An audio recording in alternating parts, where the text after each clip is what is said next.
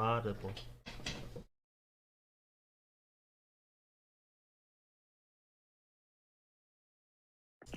Rip DM. Oh, hit the wrong button. That was my fault. Hello, everyone, and welcome back to D&D&D&D&D campaign number 2 of Black Ink and Blue Blood. When we last left off, the party returned to Edict to find that the situation has worsened. The commissioner of the Peacekeepers has been feeding information to the Scar Concord, tricked the party into turning Subject Theta over to them, and to what nefarious end is unknown. Air Ghost escaped with her life, although her power base has significantly been crippled. But before the party can return to the surface at last and rescue Lucian's bride-to-be from the machinations of a airship-wielding Tengu, the party first must square matters with Neon and Edict. Dr. Kaloum holds the population of the Underdark City of Traitors hostage, threatening to use their augmentations to slaughter them all and inject the bodies with ichor, which would result in a near citywide slaughter and infection. The party has returned to the underground research facility for the ichor that the Scar Concord assembled over a decade ago, in hopes of, if not finding more clues and information, potentially gathering useful tools, practice, among other things, that may help them in the battle to come. Officer Voter of the Peacekeepers has offered help in infiltrating the Foxfire Network tower, which is Kaloum's sword that he hopes to plunge into the heart of the city. With any luck, the party can disarm the mad genius before anyone gets hurt. But we'll have to see if they're capable of that. For the moment, you guys are on the bottom floor of the research facility. It has been significantly flooded, although parts of it worse than others due to the airlock mechanisms. And the Peacekeepers, when they raided this place, appear to have intentionally destroyed and taken anything that might be of obvious use. However, you haven't searched every part of the facility yet, and there were even parts that you guys never explored while you were down here the first time.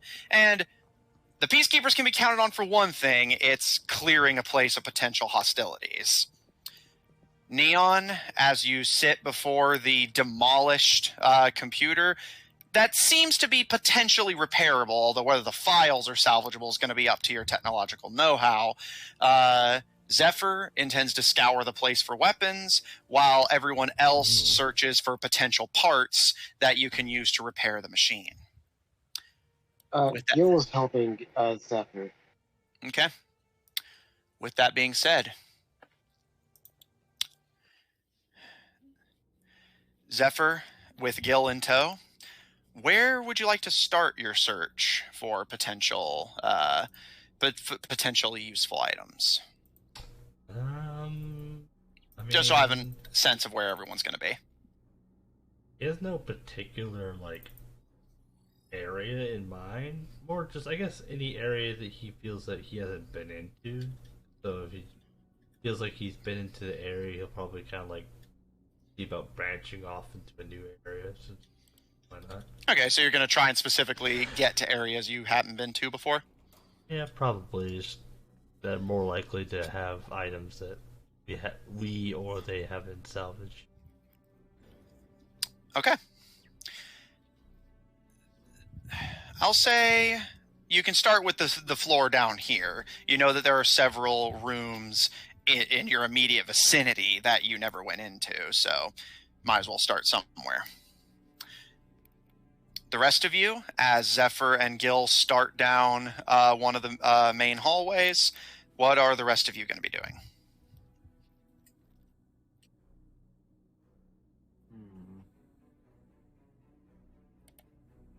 That is a good question. All right, we'll come back.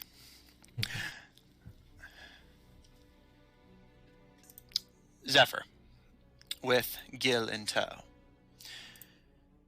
Starting down the airlock doorways to your left, although it's just north more than anything, you see many doors in a lot of different directions, but with no particular thing in mind that would be an obvious point of interest. You just turn your attention to a general check of, again, anywhere you haven't been. I'm checking my notes, sorry.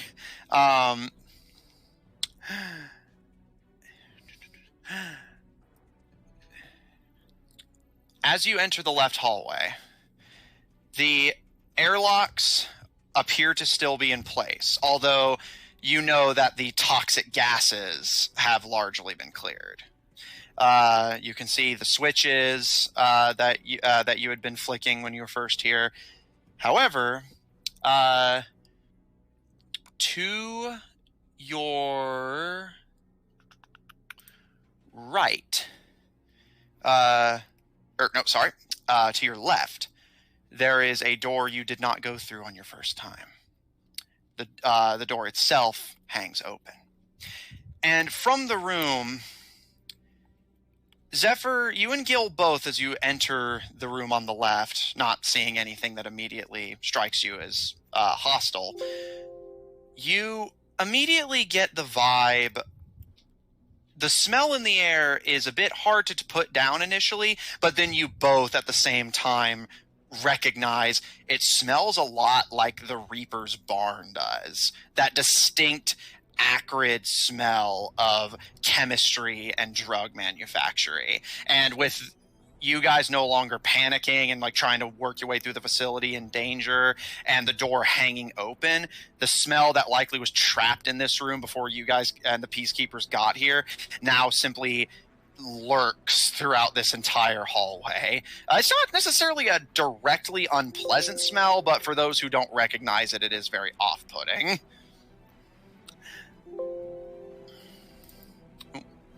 Crank that down just a little bit, sorry. As you look in, you see glass shards everywhere, and they appear to originate from these glass pods lining the walls, stained a dark charcoal black with long dried and calcified ichor. You can see on the right, there appears to be a smaller computer that is in much better condition than the one Neon is currently working with. And there is no water damage in this room either. And the computer itself also has some odd mechanisms attached to it that the other computers you guys have seen in this area don't seem to have. Other than the glass pods that are, again, shattered and the computer with odd machinery to the right, the only things you see in this room that strike you as odd are there are cabinets all over the room, many of which hang open loosely, presumably the work of the peacekeepers. Beyond that, the room appears to be largely empty. Just that odd odor hanging in the air. Would you two like to do anything while you're in here? I want to see if there's any unbroken glass. Maybe see if there's anything salvageable as far as that goes. Sure, make an investigation And then check. I want to check out the computer as well. Okay. Zephyr, what will you be doing? Caleb will keep watch, by the way. Okay, noted. Just in case there's anything down here. Okay. Make me a perception check. I'll ask you for your results in just a second, but before then, Zephyr, what will you be doing with Gil? Gil seems to be checking out the pods and the computer. Yes. I have no interest in this, so he's moving on. Moving on. Okay. In that case. And that's a dirty 20. Okay, noted. And Caleb, what'd you get for perception? 24. No. You know what's funnier than 24? 25. as you guys make yourself as comfortable as you can, Gil, as you start checking out the pods, before you even make it to the computer, Zephyr seems to have lost interest and walks out of the room. Zephyr, with a glance, you see Caleb with laser rifle at the ready is just keeping watch in the main lobby while Neon continues to survey the computer. Neon, Kero, and Lucien, what are the three of you doing? I guess I want to just pick a direction and go. Jeremy's mic. Kero, what are you doing? Carol doesn't understand this technology, so she'll go with Neon. Okay. And Lucien, what will you be doing? I would like to go. Wasn't there a laboratory? Technically, this whole place is a laboratory, but Well, I mean, that we went to. You never, to my recollection, I may be remembering this wrong, but by my recollection, you never actually found a straight up lab. You just found the enrichment areas where they kept the Ichor beasts, the main security office, the airlocks, and the field where they kept their livestock and food. Alright, I'm gonna tell somebody that I'm gonna go to the enrichment center. Okay. So I'll say, yeah, Lucien passes on to you guys that she is heading to the enrichment center. Caleb, the group appears to be splitting. Zephyr and Gil have gone to the left. Lucien's heading back upstairs. Neon and Kero, do you want to head the same way that Zephyr and Gil went, or pick a different way and go? A different way and go. Okay. Caleb, any preference on who you go with, or do you want to stay here and just keep an eye out for anything dangerous? Caleb will keep an eye out for Neon. Okay. So the three of you head to the right. Zephyr and Gil have gone left. Lucien heads back upstairs. Gil, with your earlier investigation, all of the glass appears pretty much beyond saving. Whatever these massive pods are, their purpose has been served. You do see a couple that seem clean and unbroken, but they, again, you have no idea what their purpose is even meant to be, so you can't say. There are a few unbroken pods that appear also clean, but beyond that, nothing about this seems familiar or useful to you. However, I will say, again, you're not exactly a computer whiz, but as you kind of approach the computer and start idly tapping at some of the buttons just to, as a sort of half-hearted check to see if it even works, to your surprise, the machine actually turns on. The screen lights up. And you see, for a brief second, a familiar icon of a monocle bisected by a lightning bolt appear on the screen before it cuts to a sort of bluish green turquoise screen and text up in the top left that appears to be in common, thankfully, says awaiting DNA input. Okay. Where do I see where I could possibly do something like that?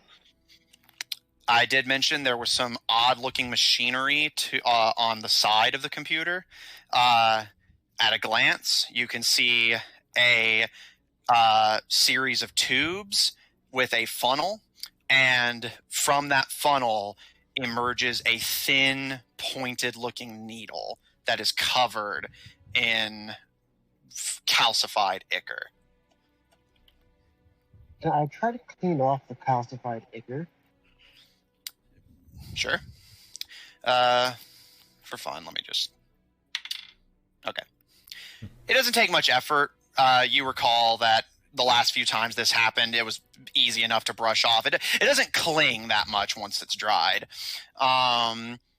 With a few wipes and brushes, careful not to jab yourself with the needle just yet, you clear the calcified ichor off of the needle that emerges from the side of the funnel. And I want to... I don't know how this is going to work, but the symbol earlier piqued my interest. He's going to prick his finger and try to put a little bit of his blood inside the funnel thing. Okay. Easy enough to do. With a prick of your finger... That could be a very bad idea. With a prick of your finger, ichor black blood begins to drip from your fingertip, and you allow it to drip lightly into the funnel. And Zephyr and Caleb, you're both able to hear... It's not like ear-piercing, but you do hear this light, high-pitched hum as, Gil, you see your blood enter a small glass tube, and the computer starts to give off this high-pitched whine as it whirs and cranks to process this. Again, it's not ear-piercing or even particularly alarming. It's just in the otherwise silent facility, the observant are able to hear it. So I'll say Zephyr and Caleb, both of you catch it.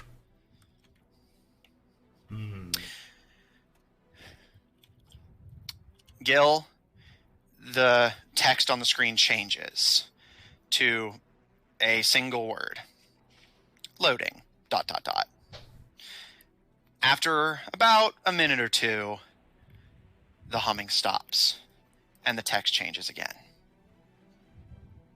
Lucian, heading upstairs into the Enrichment Center. There are 2 enrichment areas. I'll say, do you have a particular objective in mind, or are you just going to check both of them and see if there's anything salvageable? Okay, with what I've been working on, I think I am going to see what exactly I have to work with first. And then kind of go from there. Okay, so you're just going to get a general idea of what's in these enrichment areas? Yeah. Okay. The first of the enrichment centers, both of them are very wide open, which doesn't surprise you. You had only entered one of them, I believe, but this is basically meant to just be where the ichor beasts are left to simply roam while the Concord either conducts whatever research they were conducting or whatever other odd purpose they sought for these creatures. Mm-hmm. Looking around in them, make me an investigation check.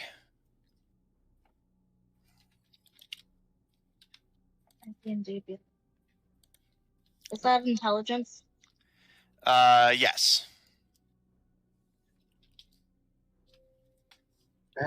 D&D Beyond is Yeah, D&D Beyond is not I'll roll. working for me. Yeah. 11, what's your modifier? 4. All right, so 15. Checking the enrichment center that had contained the twin-headed ichor beast you guys saw but never battled, you don't see too much in here that strikes you as odd. However, you do notice the enrichment center whenever you open up the large security doors, the place is heavily flooded. And with there not really being anywhere for the water to go, it's simply been stagnating and smells delightful, as you can imagine. Oh, yeah. Yeah, water that's been sitting stagnant in this bloody, gore-filled room for weeks. Yeah, it's delightful. Yeah, Lucian just kind of is like, yes, lovely. The Gil when I need him. The other enrichment center lies similarly, largely untouched beyond the flooding. However, you do note that the radio tower does appear to still be standing, although your Neon has mentioned to you before that technology like this tends to not like being submerged, so you're not sure if it's... Basically, you're not sure if between the peacekeepers and the flooding, if the radio tower still works, as you guys had restored it before. But the radio tower itself does appear to still be standing. So nothing else that would be useful to my research? Yeah, I'm assuming you're looking for ichor. Most of the ichor in here has long calcified, and you know from experience, calcified ichor simply crumbles to powder and dust whenever it's manhandled. Right. So that wouldn't be of any use to me. Are there any books or anything? You do recall there was that library you can go check. Ooh, yeah. I want to make sure that everybody knows where I'm gonna go, so I'm gonna go back downstairs and make sure they know where I'm going. Okay. We'll come back to you. Cool. Neon and Kero with Caleb in tow. The pair of you, with Gil and Zephyr having gone down one hall and Lucian back upstairs, the only places that have not been checked yet are actually both areas that none of you had gone in on your first trip. The rightmost tunnel with airlocks and that stone-carved, unfinished-looking route that Subject Zeta, I believe, had ambushed you out of. So, any preference on which of those you guys check out? I say we go right, and then I start going right. Okay. Going down the rightmost path with your small or small-ish comrades in tow. Short squad. Yeah. Vaguely short squad. Half of the shorty squad.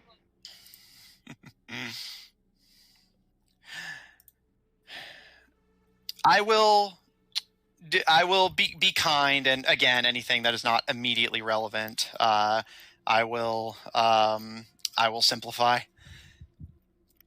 As you make your way down the rightmost tunnel, you see the walls are coated in long calcified. It does not look fresh at a glance, but ichor. When you were first in this facility, you saw parts of it that were heavily stained or even outright covered, but there's no other way around it. The western airlock tunnels are infested. You imagine when this ichor was fresh, this room probably would have been outright very difficult to traverse. The floor, Kero, you kind of look down, and with every step, you're kicking up calcified ichor that, again, has that kind of glitchy warping effect every time the particles of it move. However, the three of you check, I'm assuming just pretty much check every room you pass, more or less. Well, this is a mess. Yes. All right. Noted. That was in character, by the way. Oh, no, yeah, you were doing an accent. So, looking around, the only offshoot door you're able to find, you technically find two. One to the right, however, Neon cracking it open and just taking a quick glance inside, it appears to simply be something of a break room. You just see chairs lying around, some barely functioning fluorescent lights, even the occasional long dead plant. It doesn't look particularly remarkable, and you don't see any ichor stains, so surprisingly, this place actually seemed to avoid the worst of it, despite the utter infestation outside. And to your left, you see an offshoot path that also has that kind of unfinished stone texture, and you imagine it was either meant to or outright does, you can't see far enough down it to check, connect to that stonework path that that hasn't been explored yet. However, heading further down the tunnel, much as the eastern tunnel did, once you make it past the airlocks, there is a large door and a set of stairs leading further down. It appears this is another even further underground cellar area, much like the agricultural fields that you had seen before.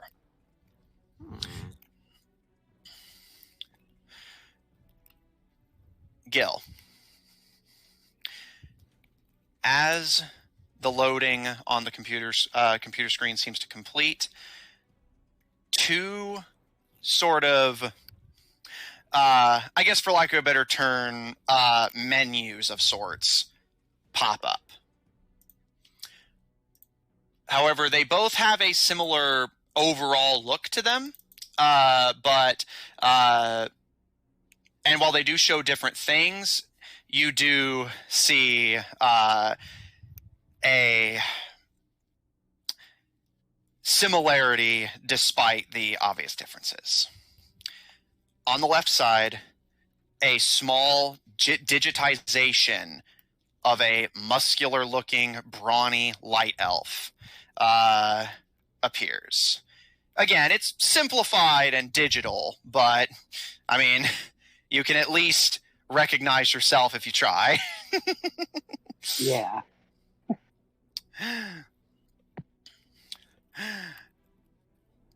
Muscled, although your tattoos do not appear on it, and your hair appears much longer and not tied back like it normally is, but it appears like a very basic physical representation of you.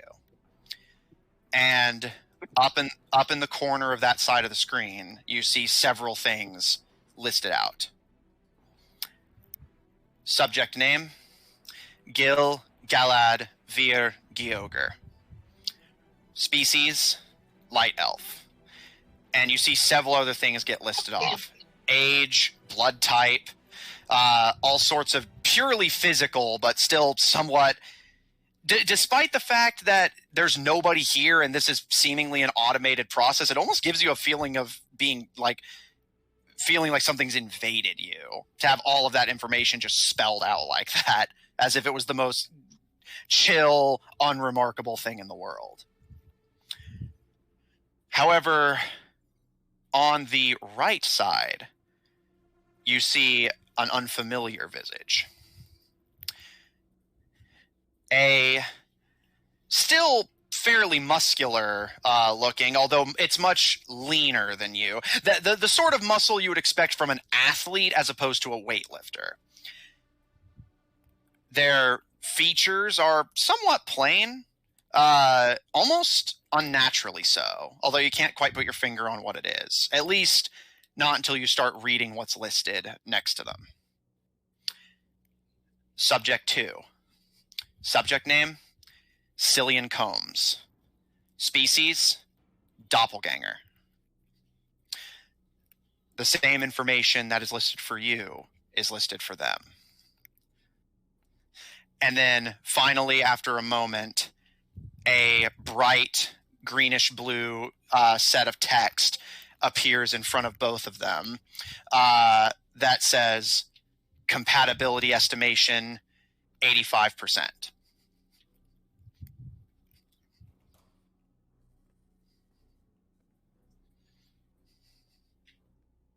Oh man. So,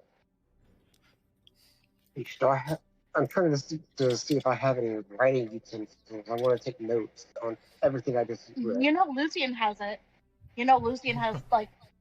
I know she does, but I'm trying to this is personal, Nick. Yeah, so that you can't be like, hey, can I have a notebook? And he's not going to ask why. Yeah. That's true. Do I see any writing utensils and stuff anywhere in this room? Not that you can see. You imagine the workers here would likely either be carrying them or simply write it on the computer itself. I mean, God forbid you have to ask.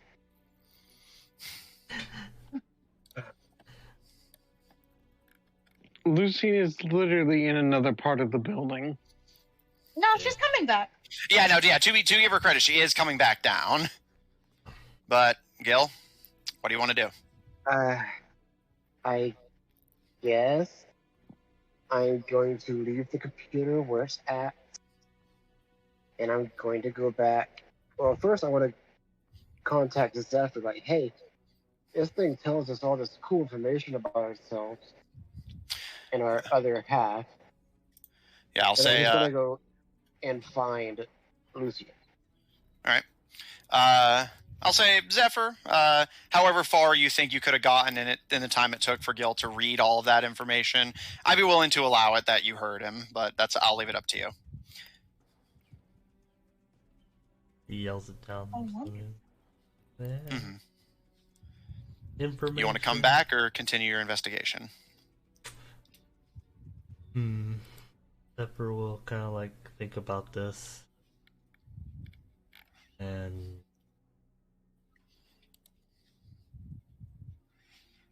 out of character, I already have an idea. Which I mean, in character, I have a little bit of information. Out of character, some idea. Who's my other side? But Zephyr's just. He kind of just sees this as unnecessary information, just like learning this won't help him. So he'll continue. So dispassionate.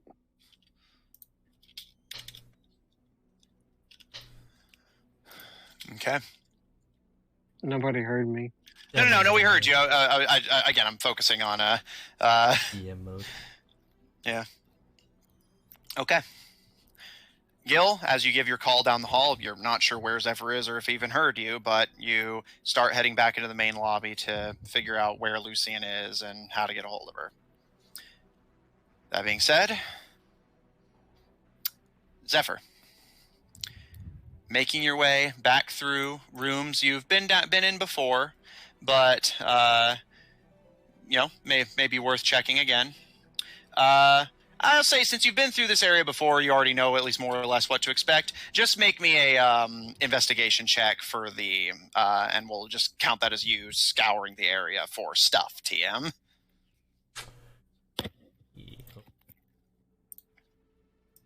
Wow. Stuff, TM.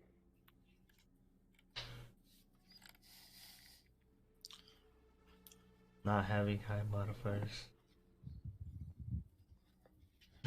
I have a 7. 7? Okay. What check did he do?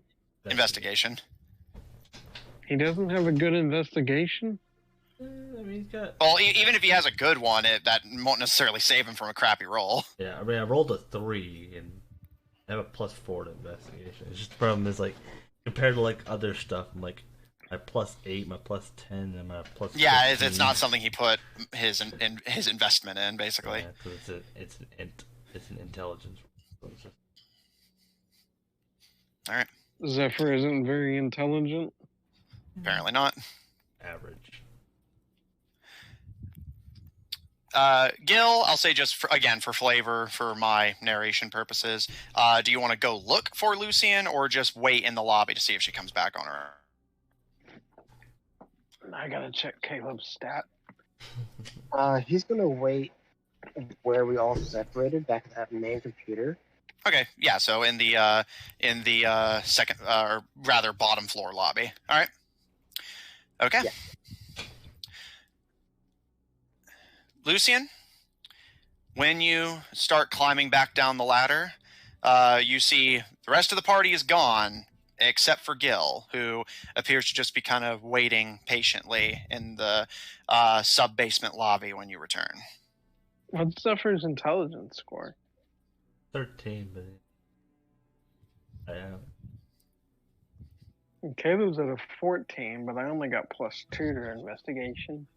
Well, yeah, you don't have, I have proficiency. Mm-hmm. Oh. So Lucian, I guess I'll just go down over to Gil and I didn't find anything useful up there. Well, I did. Come with me, and he's gonna drag her back to that computer. Bragger. What? You're gonna love this, Lucian. You're gonna love it. Please. Just follow me. Don't touch me. Yeah, that's gonna be interesting to see. And he will show her the computer. the Lucian's other half. Where's Neon? I'm gonna ask as I kind of inspect the computer. He got bored and didn't, I guess, and kept going. Have I seen anything like this before? You know, working with my father and stuff.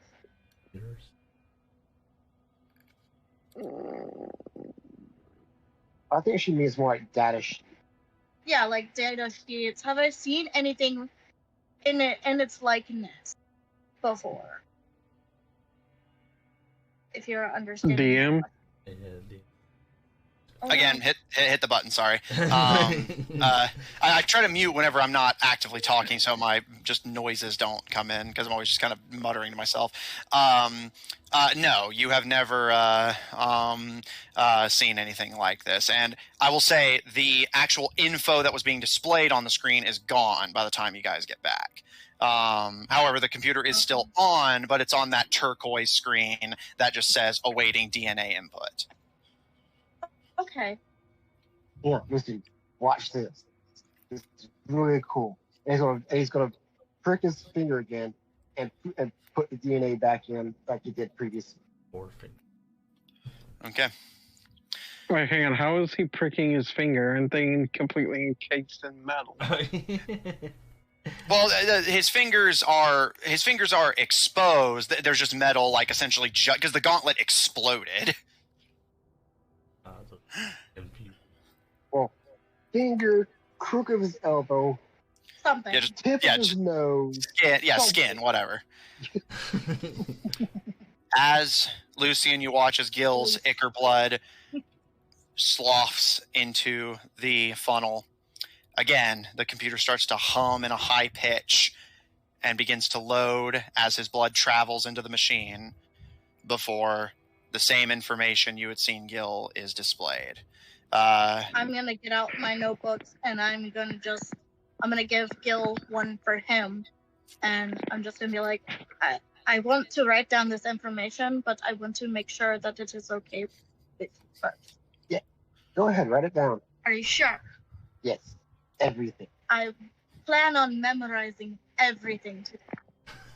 However, I will note something. Ooh. Gil, at a glance, the information is pretty much the same. Obviously, none of the physical information has changed. However, this time, instead of the 85% of estimated compatibility, it now says 91%. Ooh.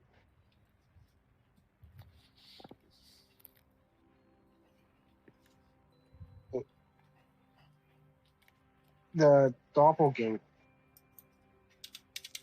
Does he look familiar to me? Like my past memories, maybe? I was actually gonna ask the same thing as I'm writing everything on for Gil. I'm gonna dedicate an entire book for him. Everything that is in that file is going in this book. Dedicate Okay. the entire book. Both of you make me history checks with disadvantage. I'm gonna use my inspiration, so it's just a flat roll. No, I got a natural 1. No, I wasted my inspiration. I got a natural 20. You rolled a 20 twice? Failed me. Oh, wait, disadvantage. Can I use my inspiration? If you want. For the I would. Yeah, I'm going to use my inspiration, so I'll keep the natural 20. Okay. Does it work like that? Does he get to pick which one he Well, he keeps? hasn't. Yeah, he technically hasn't rolled yet for his disadvantage, so he's basically using the inspiration to make it a flat roll, and this is what he rolled first, so I'll allow that. Lucian, nothing about the doppelganger seems familiar to you. Even the name Cillian Combs is completely foreign to you. It doesn't even sound Yavik, for that matter. Yeah. Gil, you're not sure what it is, but the figure itself doesn't seem familiar to you, but the name kind of pulls at you in some way. You can't quite put your finger on how.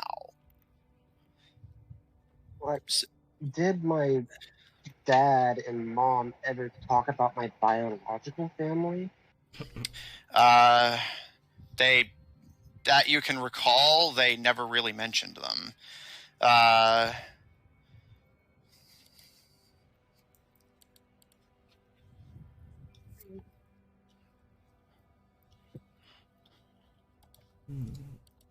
He's gonna ponder on this. I'll write everything down, and then once I'm done writing that down, I'm gonna get a new notebook for myself, clean the spot to the best of my ability, and prick my finger. Fucking germaphobe. Yes. Lucian, giving it a quick clean and popping out your book. Although, to Lucian's credit, Lucian, being the child of doctors, would actually know that pricking her finger directly after Gil, even Gil pricking his finger twice without cleaning it, is legitimately medically dangerous. Yeah. So that's actually fair on her. Fair. Lucian, a little hesitant, you prick your finger and let your black blood flow into the funnel. This time, the display is what you'd expect. A light elf girl with long hair. Subject name, Lucian Alefakir. Species, light elf. All of your biologicals listed off. Anything that can be pulled from your blood. Although, it does occur to you, with your medical knowledge, if this is just testing your blood, most of this information is stuff that could be gathered from your blood. What species you are, what's your blood type, any like notable biological traits. But you're not sure how the machine knows your names.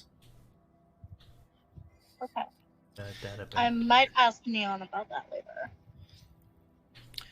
On the right side, you see a beautiful looking woman with pure white hair and equally pale skin, brilliantly blue eyes. Subject 2. Name, Crystal Snow. Species, half elemental.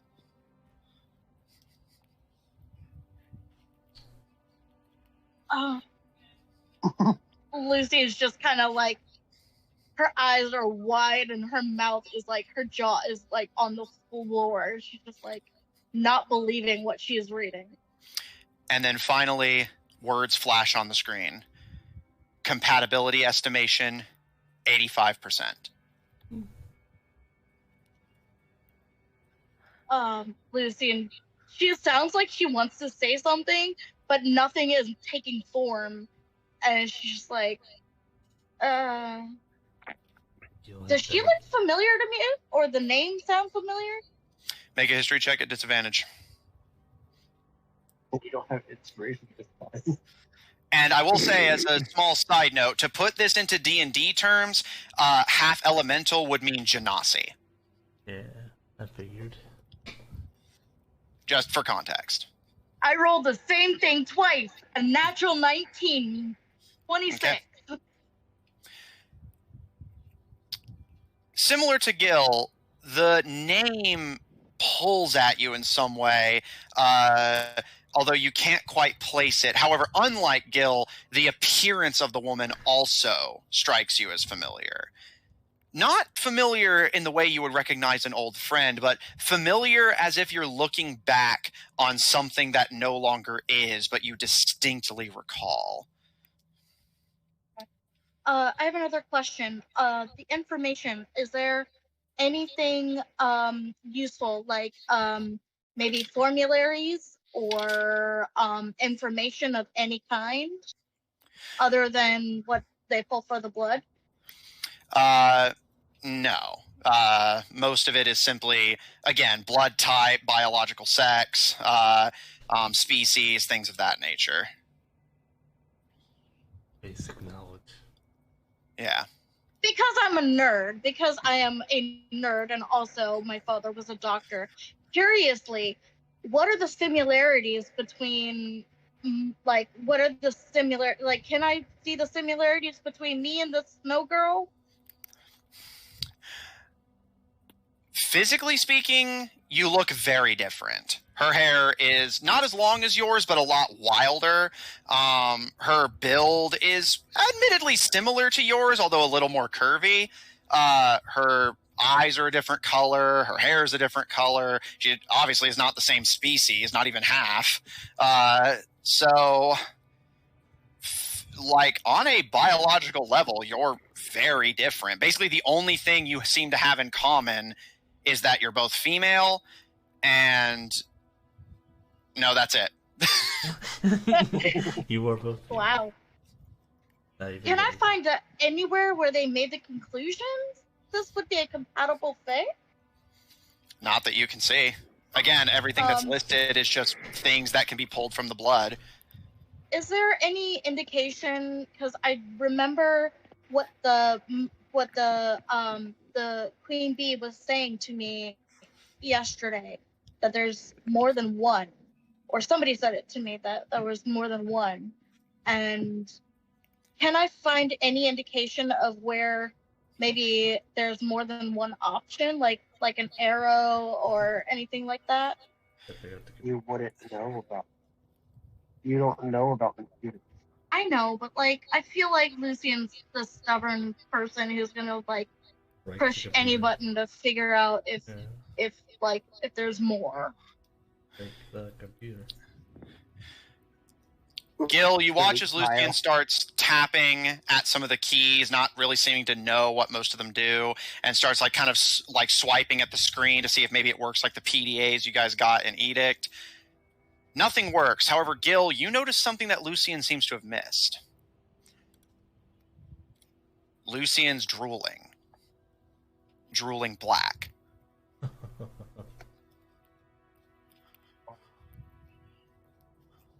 Lucian, are you okay? I kind of look over, like my hands on the screen, looking at him. Yeah, why? Your mouth. I bring my finger to my mouth. Gil, as Lucian turns to look at you, one of her eyes is blue. Oh. And you're starting to see white streaks in her hair. The other side. Oh shit.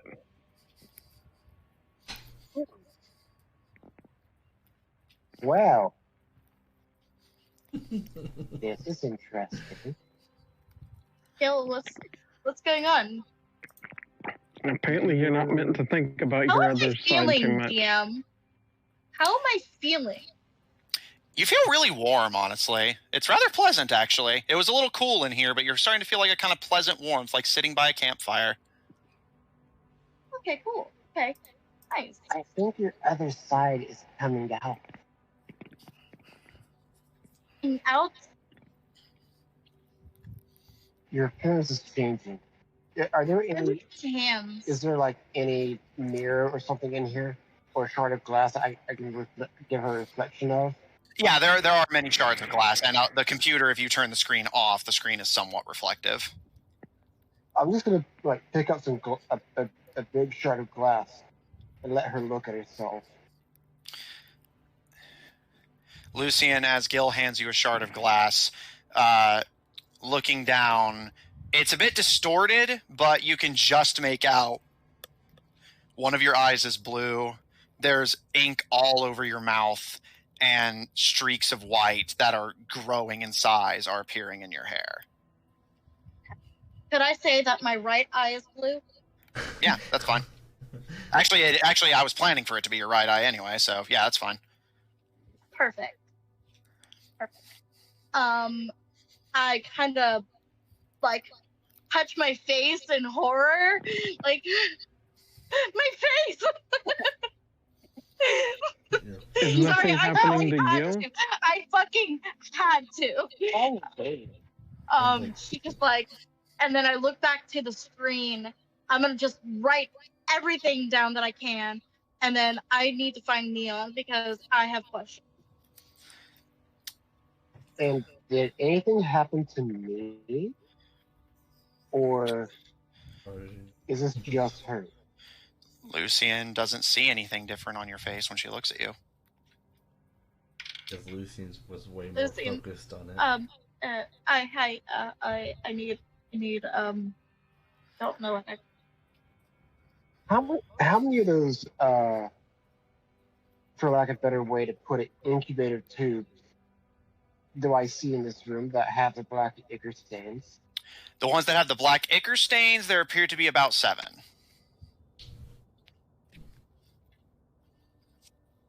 And how many of our party do I know? Do I remember have ichor blood? Yourself, Lucian, Zephyr, Caleb, 4 of you. Technically 5 if you count Raccoon, so 5 of you.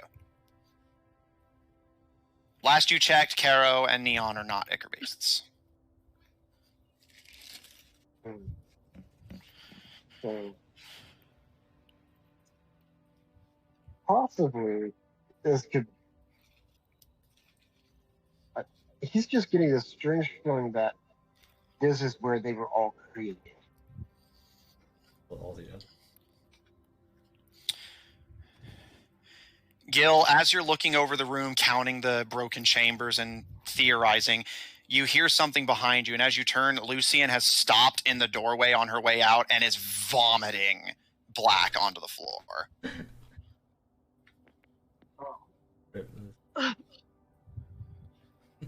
She's also crying.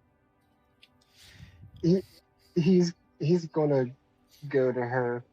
She's on her hands and knees by now, I'm sure. He's not sure what to do, but he's gonna hold her hair back at least. As you do that, you actually notice the white streaks have disappeared.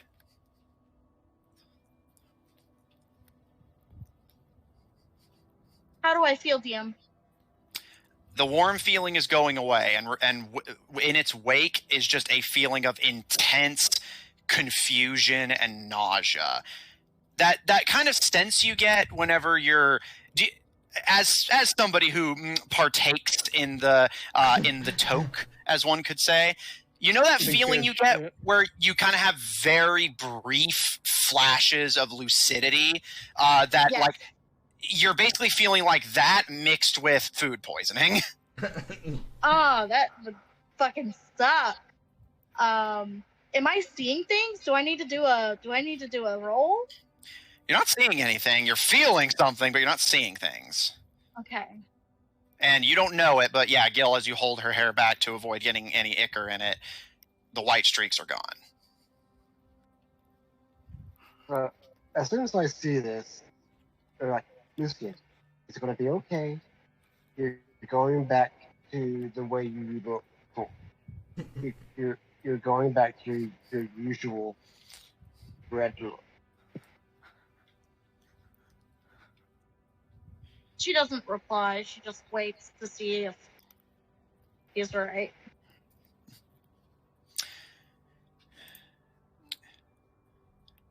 Neon, Kero, and Caleb. As you reach the bottom of the stairs, this area is already intensely flooded. The water easily comes up to your knees, Caleb, which means Neon, you're basically swimming, and Kero, even you're having to trudge. It's cold, but not freezing cold. But like the kind of cold that's just a step below warm. You know what I'm saying? Like lukewarm. Yeah, like kind of like a 60-degree range. That's quite cold for water. They say like less. I think they say. I don't think I remember hearing for pools anything less than like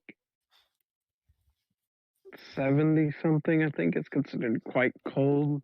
Well, I mean more like essentially it feels like basically how cold it feels when it's 60 degrees outside is how this water feels. Pretty cold, but not like freezing by any stretch of the mind.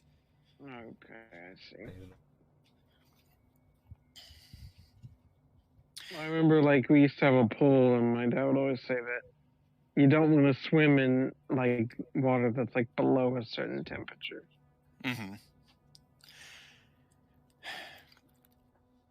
As the three of you look around, similar to the other area, there is a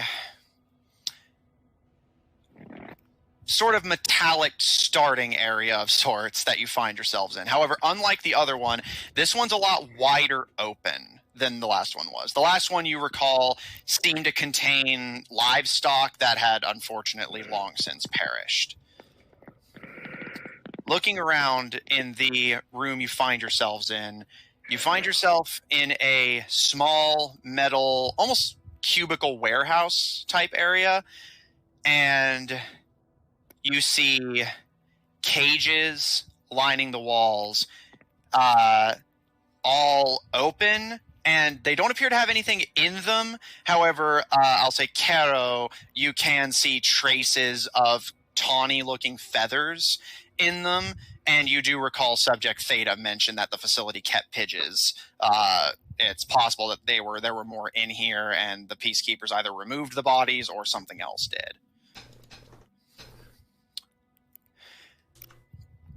There is a door to your right, and a door directly ahead of you. Any preference on which one? Or again, do you guys just want to kind of comb the area, and I'll just hit you with whatever you're able to find? I said comb the area. All right. Yeah. Caleb will help with that. Neon, make me an investigation check with advantage. Kero, do you have any particular things in mind, or do you want to just help look as well? I'll help look. All right, so you make me a separate investigation check.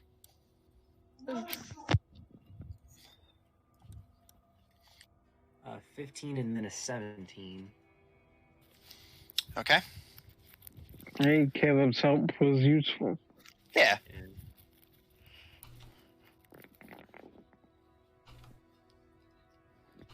And Kero, how'd you do?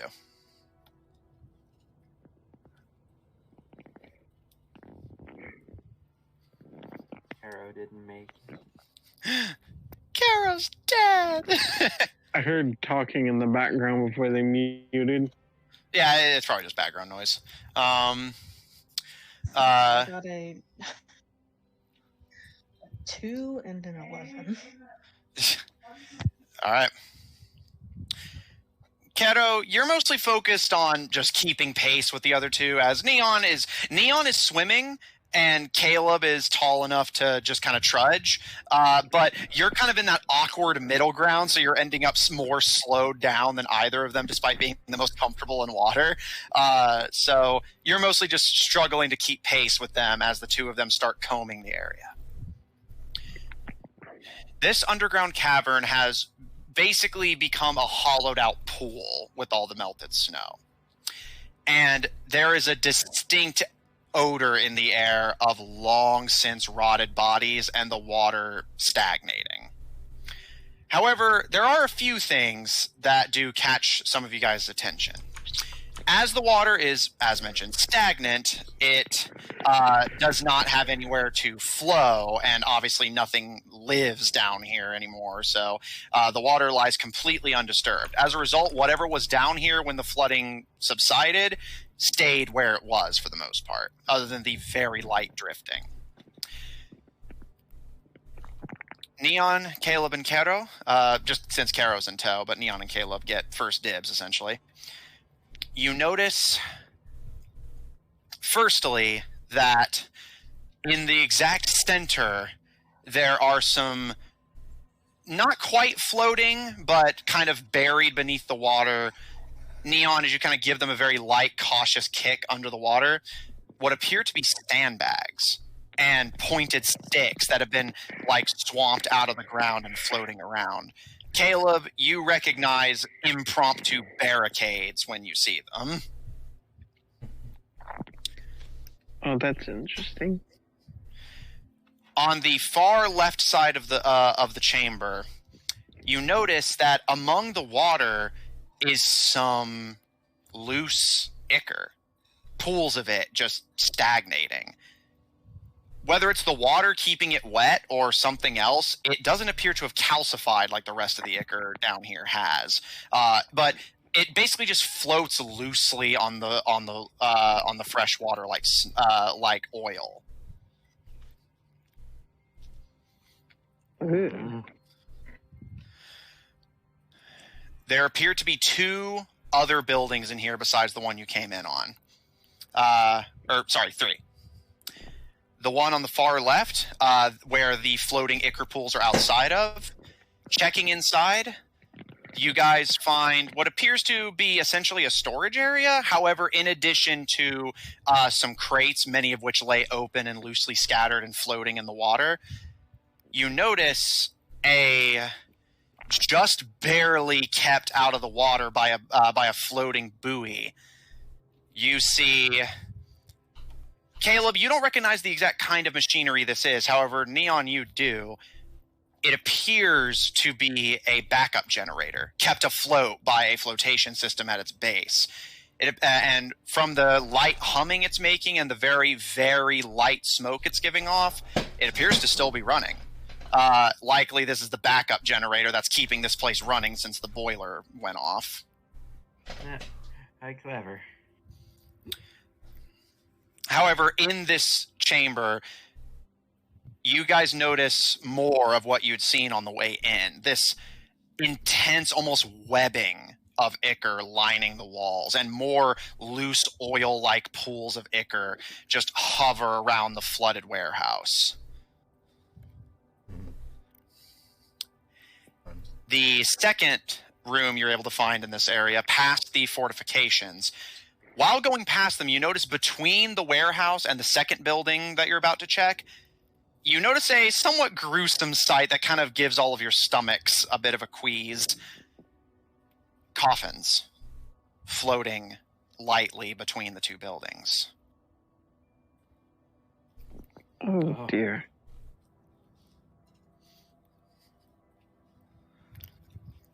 Well, that's grim.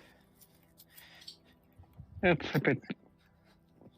That is a bit off-putting. Caleb, since you rolled a slightly higher investigation, you give a cautious look over of the coffins, and you notice there appears to be 13 in total. However, all but 1 have been ripped open. Like, okay, What's up with the one that isn't ripped open? Yeah, so, question. Like, ripped open from the outside? There's basically massive holes in the center of them. However, given that the coffins are still floating, there likely isn't a matching hole in the bottom. So either something smashed through the door to get in, or something smashed through the doors to get out. Mm-hmm. Those sound fun. Oh, then yeah, let's check the one that was unopened. All right. Kero, you watch as Neon cautiously approaches a seemingly unremarkable coffin among many at first glance. However, Neon, as you pass the other coffins, you do notice calcified ichor around the gashes in the wood, but inside they appear to be simple wooden coffins with nothing inside. However, when you approach the unopened one, there's something about it that strikes you as kind of odd, but you can't quite put your finger on it until you cautiously, and kind of jumping back as soon as you do, crack open the final coffin. Nothing appears to be inside. However, what strikes you as interesting is you notice, unlike the other ones which had wooden interiors, this one has a velveteen interior.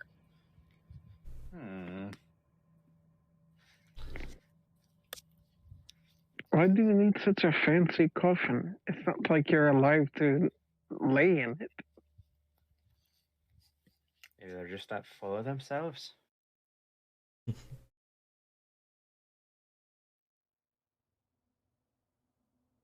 Well, that sure was odd.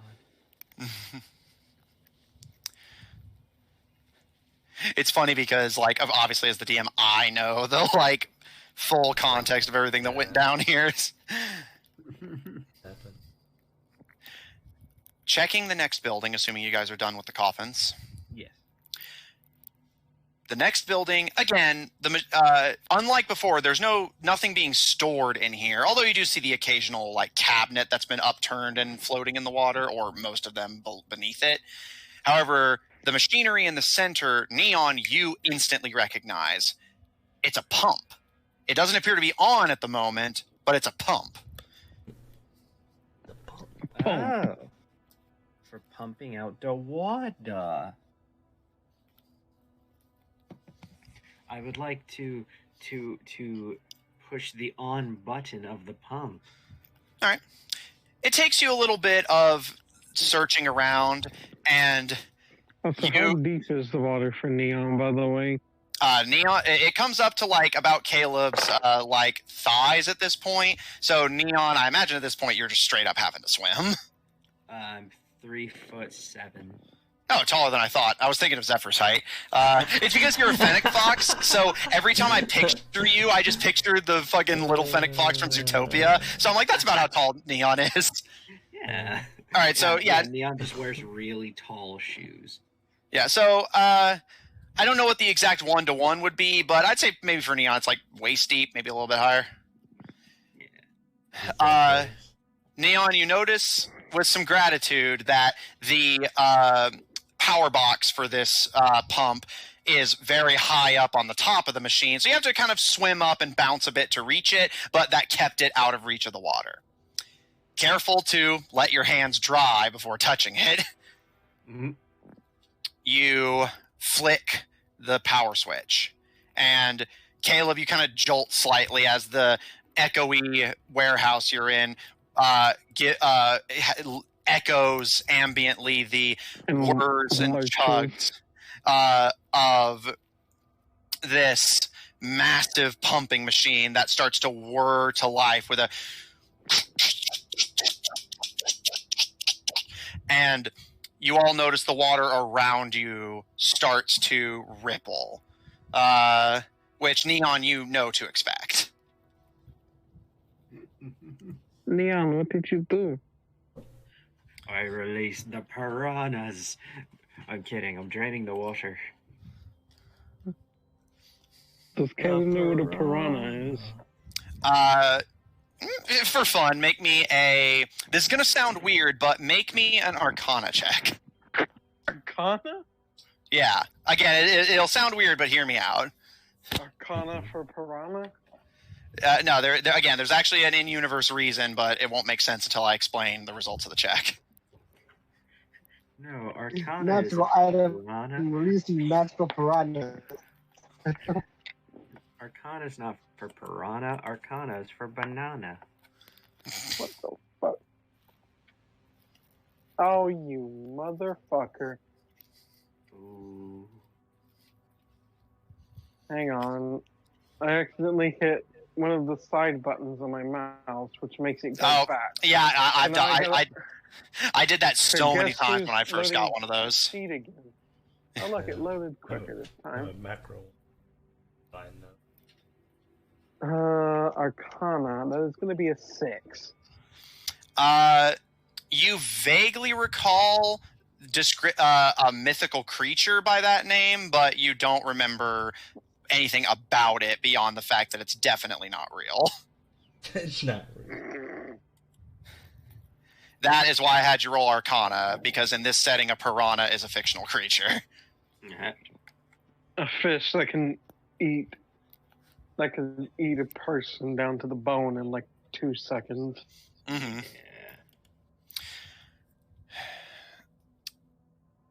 Neon, you're not sure how long the pump is going to take, or really, frankly, if it even still works properly, but here's hoping.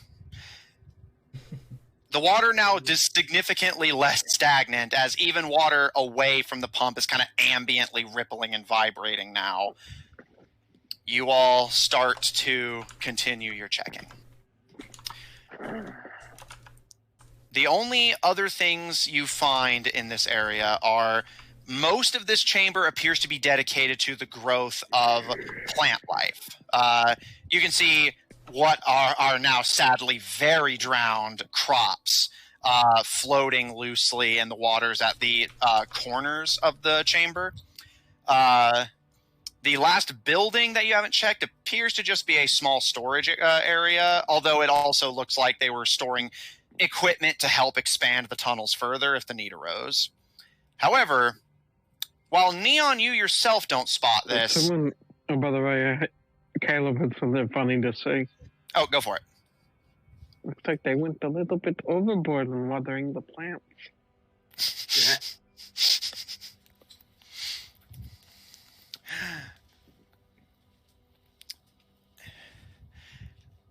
However, as the three of you are completing your search, a few oddities, but nothing that immediately strikes you as insanely unusual. The last thing you guys see is what appears to be a tree that would have once borne fruit, but has since been deeply overwatered and is no longer alive. Neon, at a glance, you don't see anything that catches your eye. The tree appears to have some scratches on it, but that's to be expected at this point. This whole place was full of rampaging monsters. However, Caleb, those aren't just scratches. You recognize it as thieves' cant. And what does it say? Yeah, on the trunk of the tree, carved in thieves' cant, although on closer inspection, it's less carved and more burned. You see in thieves' cant burned into the trunk of the dead tree, to whom it may concern, in the branches. Caleb will look at the branches. Caleb, Neon, and Kero, having already assumed that there's not much to be found here, likely making their way back. Caleb, as you turn your attention upwards, there is still some dead leaf litter and canopy branches, but you can just make out, if you squint, a something metallic gray hidden among the leaves and branches of the dead tree. Can Caleb maybe climb up there to see what it is? Sure. Maybe an athletics or an acrobatics check, your choice. Oh, I'm going to say acrobatics. I'm pretty sure my athletics is like -10 or some shit. -10? At best, -1. Yeah, that'd be a fun character to play. Try and get your stats as bad as they can possibly be. Roll your Good thing I stats. recently got a proficiency in acrobatics. You have expertise. Let's see. Expertise in acrobatics. It's going to be 19 plus 6. 25. You know what's better than 24? 25. 25. I don't get that. But It's a SpongeBob reference. that's why I don't get it. Makes no sense. Kero and Neon, you glance when you realize that Caleb is no longer with you, as, again, all of you are kind of making ambient splashes as you move. You see Caleb scaling the seemingly dead tree. Not quite sure why, although the explanation comes rather quickly as Caleb, to his credit, very gracefully climbs his way up the tree. Kero, you're honestly a little impressed. And as he reaches the top, Caleb, you pluck the metallic object free, and Neon, you see Caleb has an Edict PDA. How'd you find that? Oh, it was written on the tree. Well, that was awfully nice of it. Hold on, what? That was awfully nice of it. Yeah.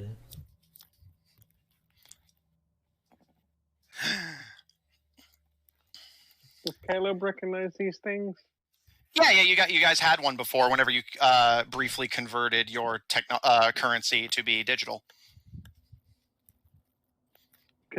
Caleb is going to look at the thing and try to make it do things. Yeah, I want to come look over his shoulder. It does. Caleb, do you want to come down from the tree before you start doing this so Neon can look over your shoulder? Oh, I Yeah. thought he'd already come down. Because he's like shorter than Caleb. Imagine Neon just fucking like crawls up his back. Yeah, climb up your back and stare. And Kero, do you want to observe as well? Yes. Okay. Kero climbs up the other side. Hello. Climbs Alright. on top of Neon. Yeah, you guys just form a tower. Yeah, it's like that move from the Ed, Edd n Eddy game. Yeah, the Tower of Eddie. I think it was just the Tower of Eds. Yeah, one of the three. As the three of you gather, as Caleb, you just as dexterously make your way down the tree and give a kind of experimental tap of the PDA, it flickers to life. And the ones you guys had gotten had a rather plain HUD, a very simplistic blue. This one, however, has a black and gold HUD, which Neon, you recognize those colors. What are those colors? Peacekeeper uniform. However, as all three of you look, Kero and Neon, to you, while the HUD, other than its change of color, is relatively familiar, the language it's in is in complete gobbledygook.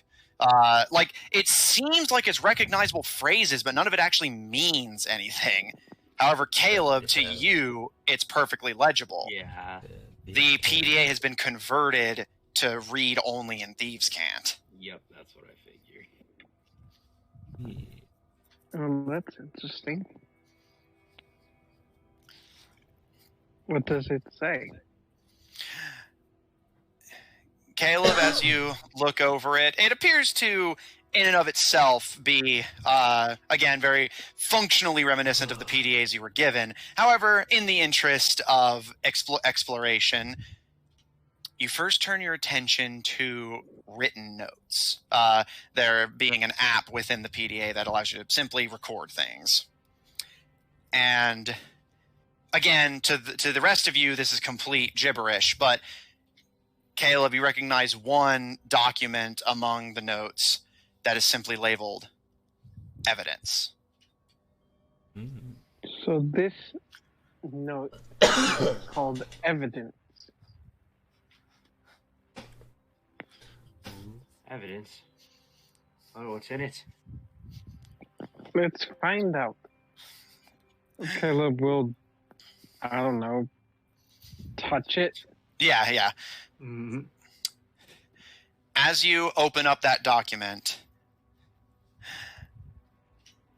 Gil, Lucian, I hate you so much. You motherfucker, Matthew.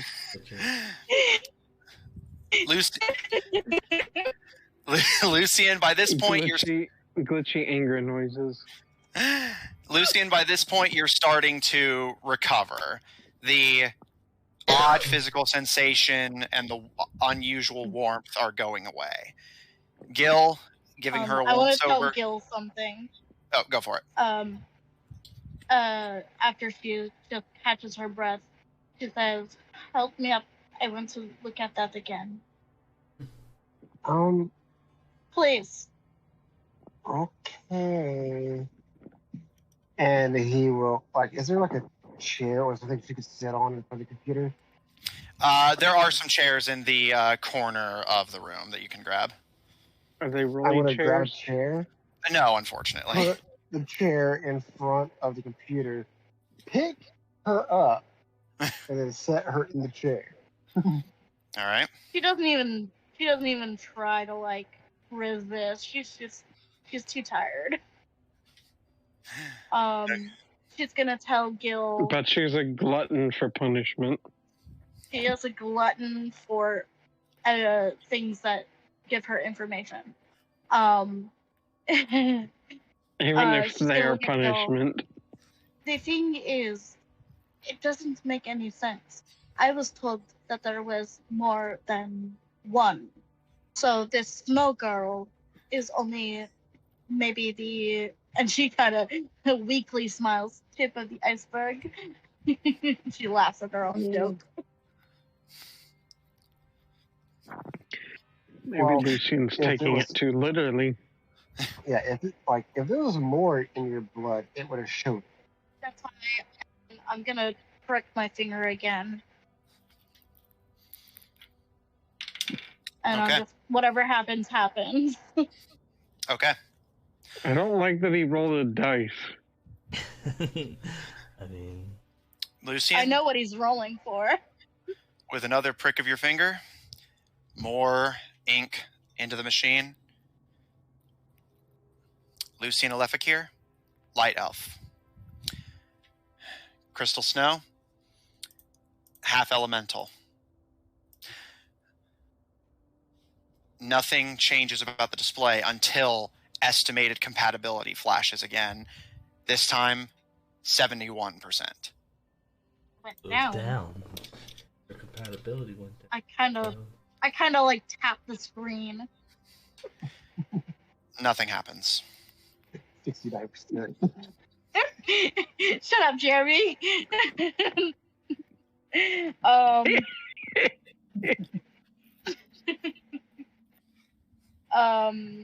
I'm just gonna write everything down in my notebook, and I'm gonna look at Gil. It's gonna take me a while to write all this down. Could you go find Neon? I need him, please. You can keep Raccoon here with me, and I'll keep an eye on her. Well, everything's already dead in here. He will send Raccoon to go find Neon. 'Cause Okay. He doesn't want to leave Lucian alone. All right. Raccoon scuttles off of you and kind of wiggling their tail playfully. They cannonball into the low flooded water before. Goblins have tails? When they're young, due to a deformity, Raccoon never grew out of theirs. It was mentioned like way earlier in the campaign, so. I swear this is the first time I've heard of them having a tail. Yeah, no, they have tails when they're juveniles, but most grow out of it by the time they're adults. And with that, Raccoon scuttles off through with a very light in the water, leaving the two of you alone in the chamber. Anything left from the two of you before Raccoon tries to fetch The Neon? Chamber of Secrets. Well, there is one thing that Gil wants to do. What's that? Once she's done writing down her quick little note. He wants to take some of the ichor that she vomited for, and then he wants to prick his own finger again after wiping it off, of course. And he wants to add some of his blood and some of her blood and see what the machine does with that. Combined.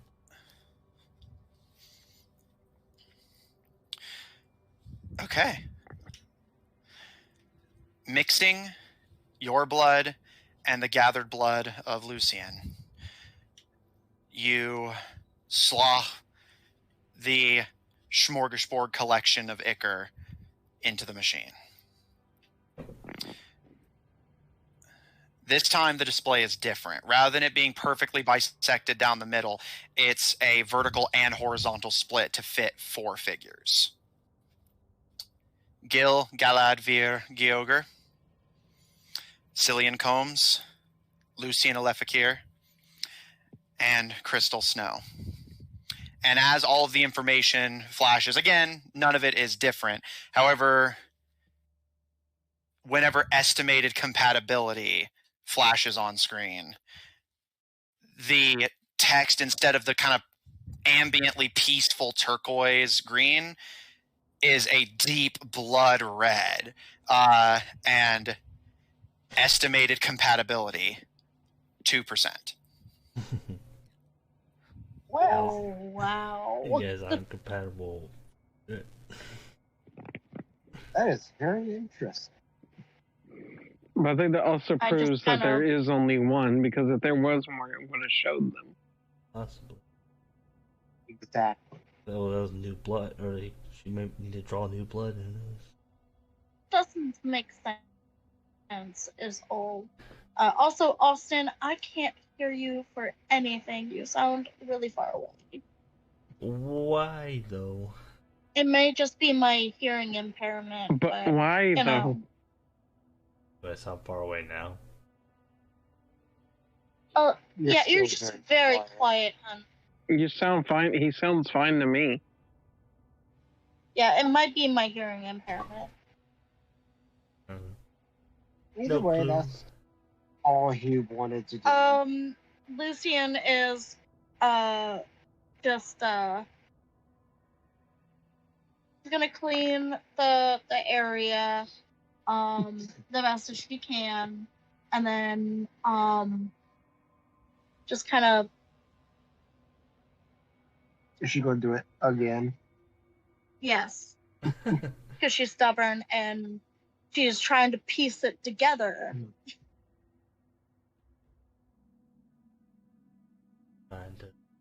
Yes, Really, I do it really again. wants to have more. I will say before we cut away, as you guys await the return of the rest of the party, Lucian, as you tested a third time, this time, again, nothing is actually different except whenever the compatibility readout appears. This time it says 84%. You're going down. Kind of looks at the numbers. There's nothing else that I can see on this page. You've tried it 3 times. Everything you can see is biological stuff that the blood could tell you. The only thing that stands out as unusual is the compatibility readout, which you have no goddamn idea what it's referring to, since, again, the only thing you and this crystal have in common is that you're female, and the fact that you don't know how they're getting your name from your blood. Right. Okay. I do want to see, is there like a button either on the screen or on the keyboard where I could go to like a main screen or maybe like a search? I don't think Lucian would know enough about computers to know that. And even if that was the case, all that, whenever Gil turned it on, it literally was just a blank screen that just said awaiting DNA input. This machine seems specifically dedicated to giving readouts of whatever DNA material is put into it. Okay. Lucian is just gonna continue writing. Keep testing. Yeah. Okay. Zephyr, Hey. you scour the, I believe you're in the western, or is it eastern? Let me double check on my map. Eastern. You scour the eastern halls, top to bottom, the cellar, the halls, the airlocks. You find nothing of particular interest. Oh, this was a waste. You rolled low. Sorry, man. I know. I'm not disappointed. I figured, you know, it would be cleaned out, all that. However, you do also notice a similar level of flooding to the previous room, and just things that you guys left behind and that the peacekeepers left in their wake, just kind of floating ambiently around. However, you don't see anything that you don't expect to see. Which, again, disappointing, but could be worse. Yeah, he is. Any other destinations you want to try, or you want to just work your way back to the lobby?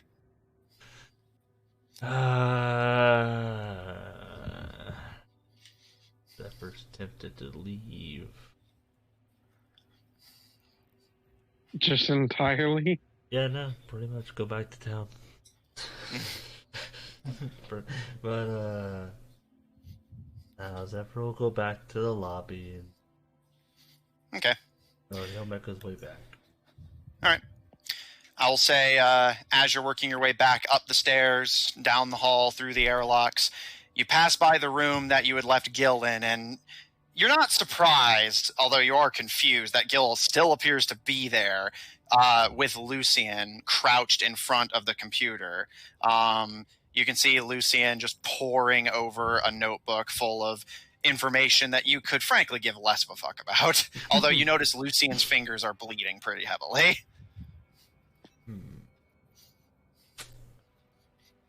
Yeah, like they kept breaking themselves every time. Matthew never said the previous cut closed. Nope. Well, yeah. I mean, unless magic or long rest, or technically even depending on the DM, long rest won't even do it. But wounds are wounds. How many pricks before Lucian takes a point of damage? I was actually going to I'm reveal. sure at one point he does eventually stop. She's just making sure that she has every bit of everything on the paper. But when Neon does come back, she is gonna promptly go ahead and whatever finger's still bleeding at that time, bring it up for him and ask him if he can help. Okay.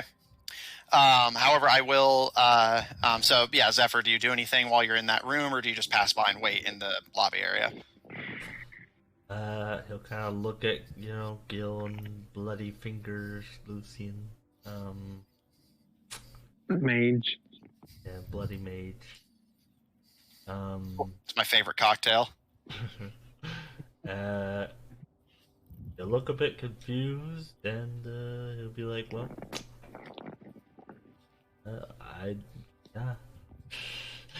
just nah. And walk over, all right. walks off to the lobby. Yeah. Maybe he'll find more interesting stuff with the others. Okay. Caleb, Neon, Kero. I will say, to make things a bit easier, Caleb, do you want to just translate everything you read, or... Yeah, he will basically give the gist of what he's reading. Okay, so, yeah, with that in mind, Caleb, feel free to specify if you keep anything to yourself, since you are reading it and then saying it, so I'm not going to force you. But unless Caleb states otherwise, Neon and Kero, you can assume that you're getting the info at around the same rate Caleb is, so feel free to respond accordingly. Evidence. Multiple laser weaponry, including rifles, pistols, and swords. Make unknown, possibly connected to the mother, ?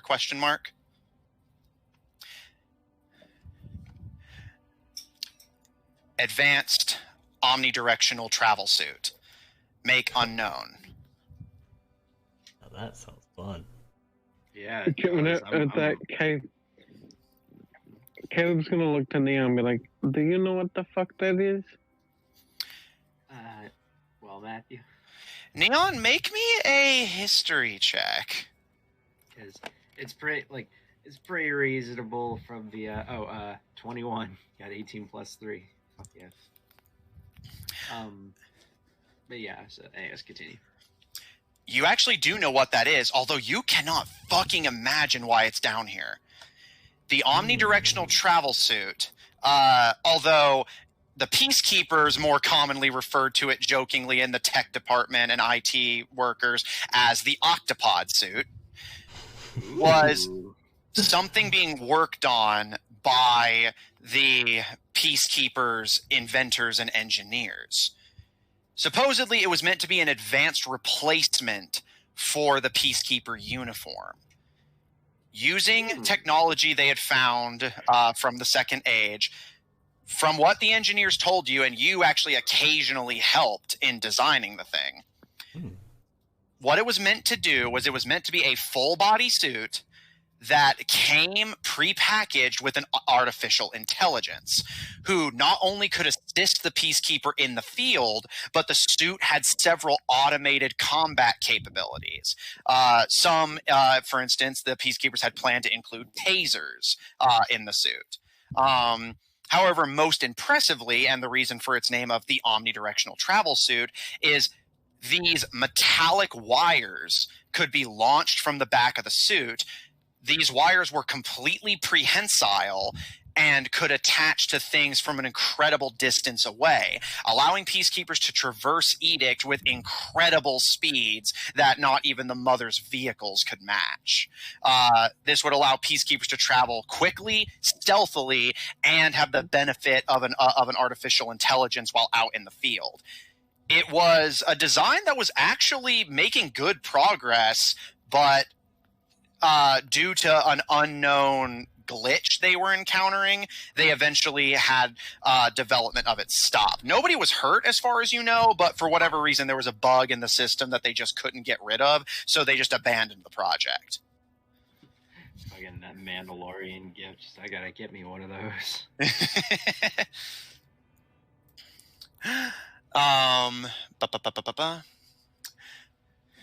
Several miscellaneous tools, both for gardening, construction, masonry, and engineering.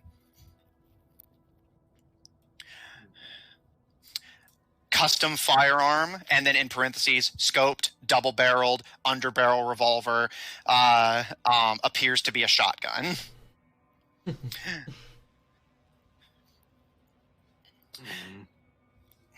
A veil from the Aurora Isles, function unknown.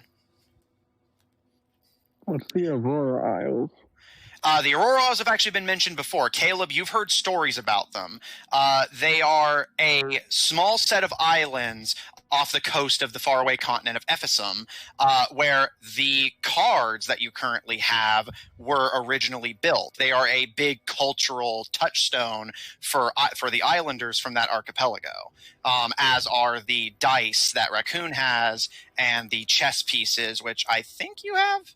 Yeah, he took them. Interesting. Wind fan, function unknown.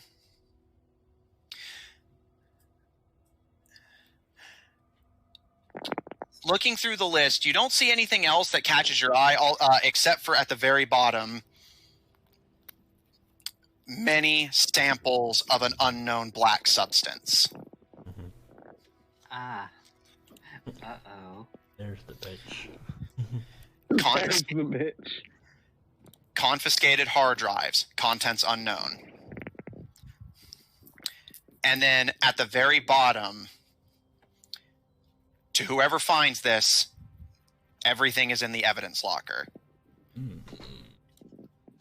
Alright, so where's the evidence locker? It is at Peacekeeper headquarters. Ah, cool. And the door for the evidence locker is literally down the hall from the commissioner's office. Well, at least we'll be able to stop by whenever we go to curb stomp him. Is That's there all anything else on this PDA?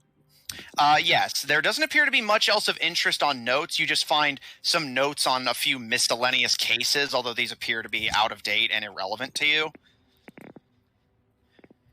However... Let's investigate these cases by one. Yeah. Just completely derail the campaign into a fucking mystery. Oh, hell yeah.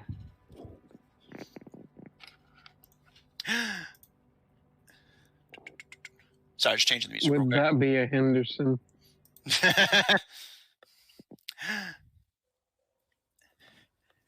Elsewhere in the PDA, you find two more things that catch your interest. A gallery of photos that had been taken, and a audio recording. What's the audio recording? Okay. Caleb is going to try to tap it. All right. As you tap it, whatever language they're speaking, again, complete gobbledygook to all but Caleb. However, Neon, you do recognize the voice as your commanding officer. as in the commissioner, or No, your commanding officer, Mr. Voter. yeah, okay, voter, okay. Gas mask dude. Yeah, gas mask guy. Everything he's saying is in thieves' cant, so Caleb, you're kind of having to translate a bit, but I will say it as it is said.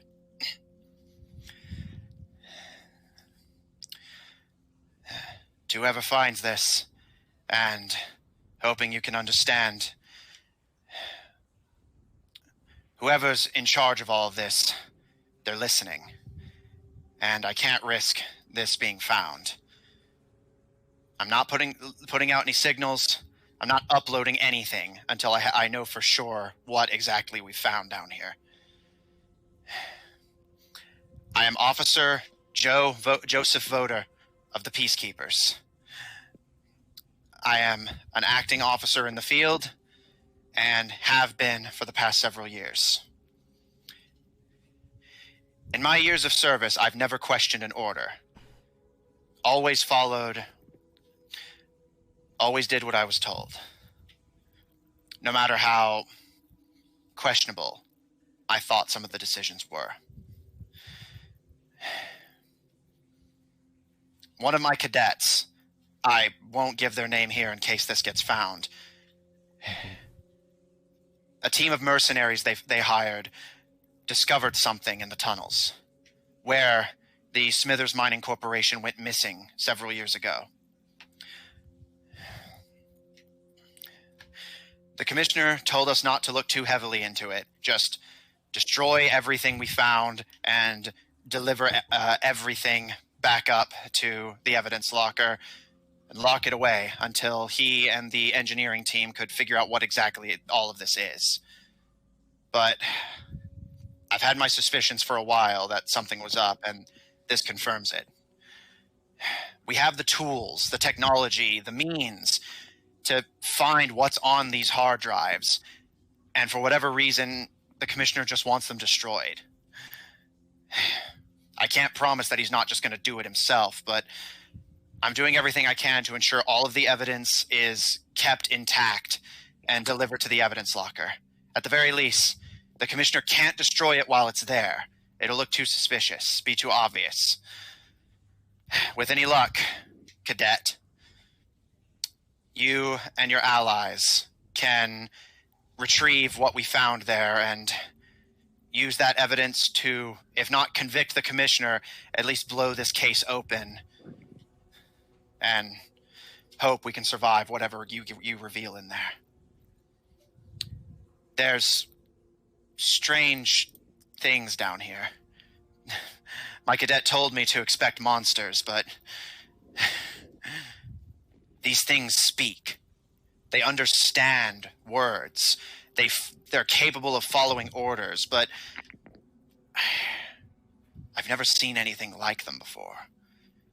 It's as if I'm looking at a patchwork and I'm not seeing the complete result. I'm just seeing whatever came out. Like some kind of deformed infant of two equally deformed parents.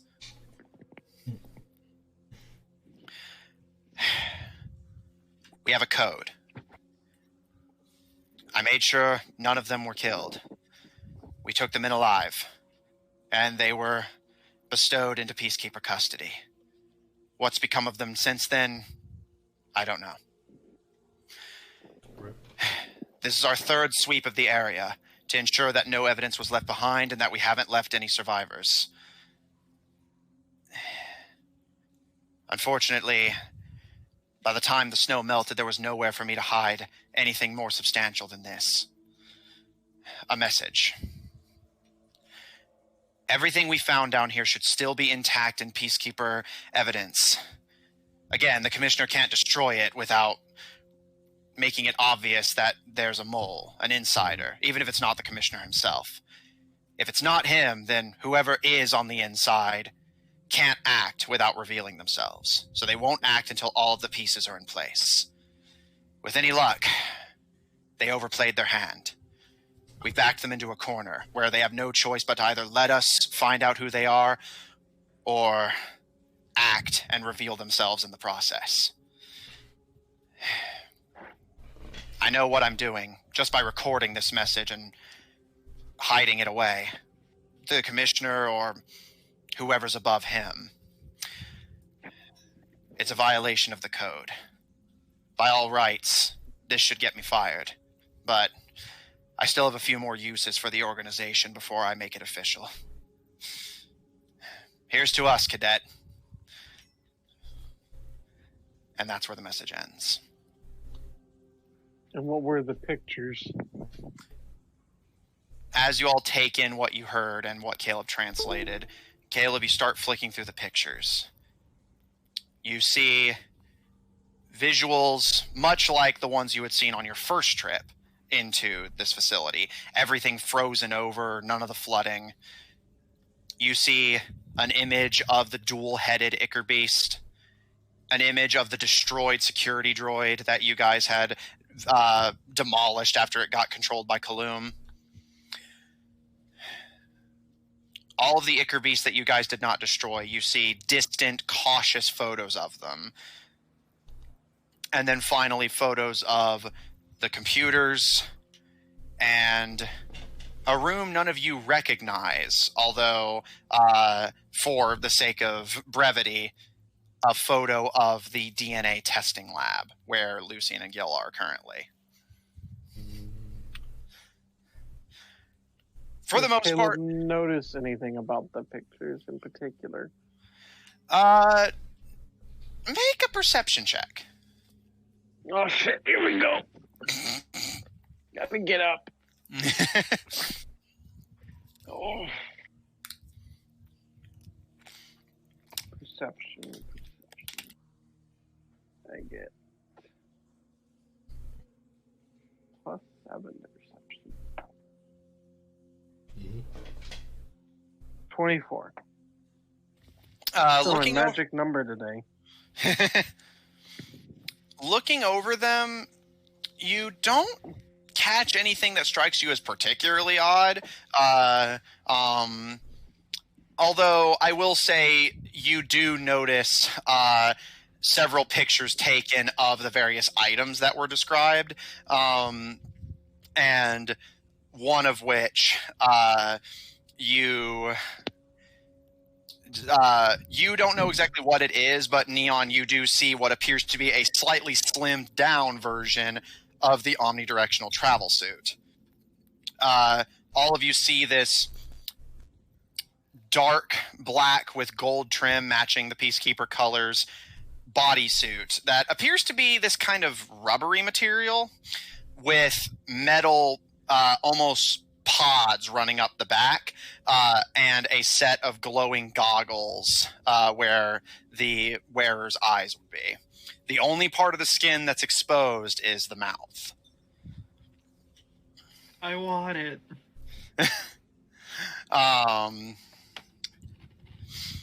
Oh, and I will say you also notice bits of metal around the head, which, Caleb, you don't know the purpose, but Neon, you would know that that is where the AI would essentially be implanted.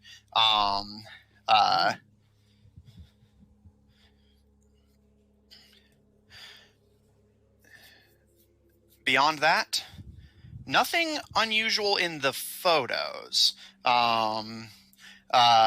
Although, granted, that's not overly surprising, as most of the information appears to have been recorded via audio. And I will say, Caleb, given that the whole thing was in Thieves' Cant, you imagine that they wanted the important information to be preserved in a way that couldn't be translated, even if the information was compromised in and of itself. The only other thing that you're able to see... just double checking to make sure I didn't forget anything. I don't believe so. I'm just checking. Yeah,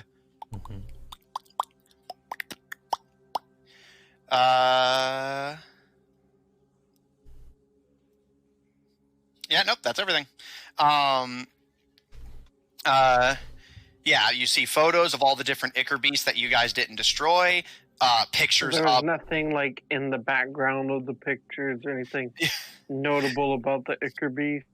Yeah, nothing that strikes you as unusual beyond the unsettling visage they have in and of themselves. Fair enough.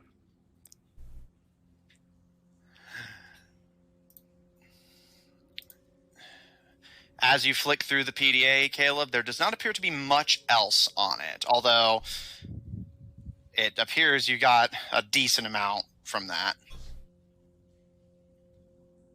There's nothing else on this PDA. Not that you can find. Not even some spare credits. No, this one appears to be mostly for the sake of practical documentation and use.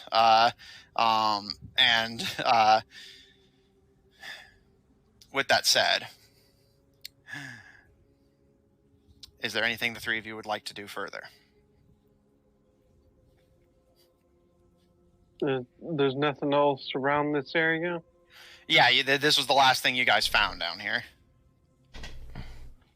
I guess that's everything Caleb has to do down here. Yeah, All right, Neon, No, go on. I was just going to ask what you were going to do anyway. I was going to say, if that's everything down here, then I guess we go back the way we came. All right, Kero, you good with that? Yes. Okay. As you guys cross across the room again, the water actually does appear to be very slightly shallowing, although not noticeable enough to make a divot in how slow you're moving comparatively. By the time you guys reach the base of the stairs and start working your way up, you hear a light, moist scuttling at the top of the stairs and start to kind of instinctively get nervous until you see the little glowing eyes of Raccoon making her way down. And as soon as she sees you, she just, "Oh, I was just coming to find you. Lucian and Gil are looking for you. They found something." Well, that's good to hear. Let's head back then. She gives a nod and starts to quote-unquote lead you guys back up. Mm-hmm. Zephyr, in total, you're waiting for about 15 minutes by the time you hear the footsteps of Raccoon, Neon, Kero, and Caleb returning. All of you see Zephyr just as patiently as Zephyr ever can, sitting in the main computer lobby of the basement, waiting.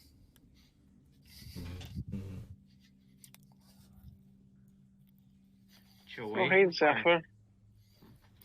What? Apparently, Lucian and Gil actually found something.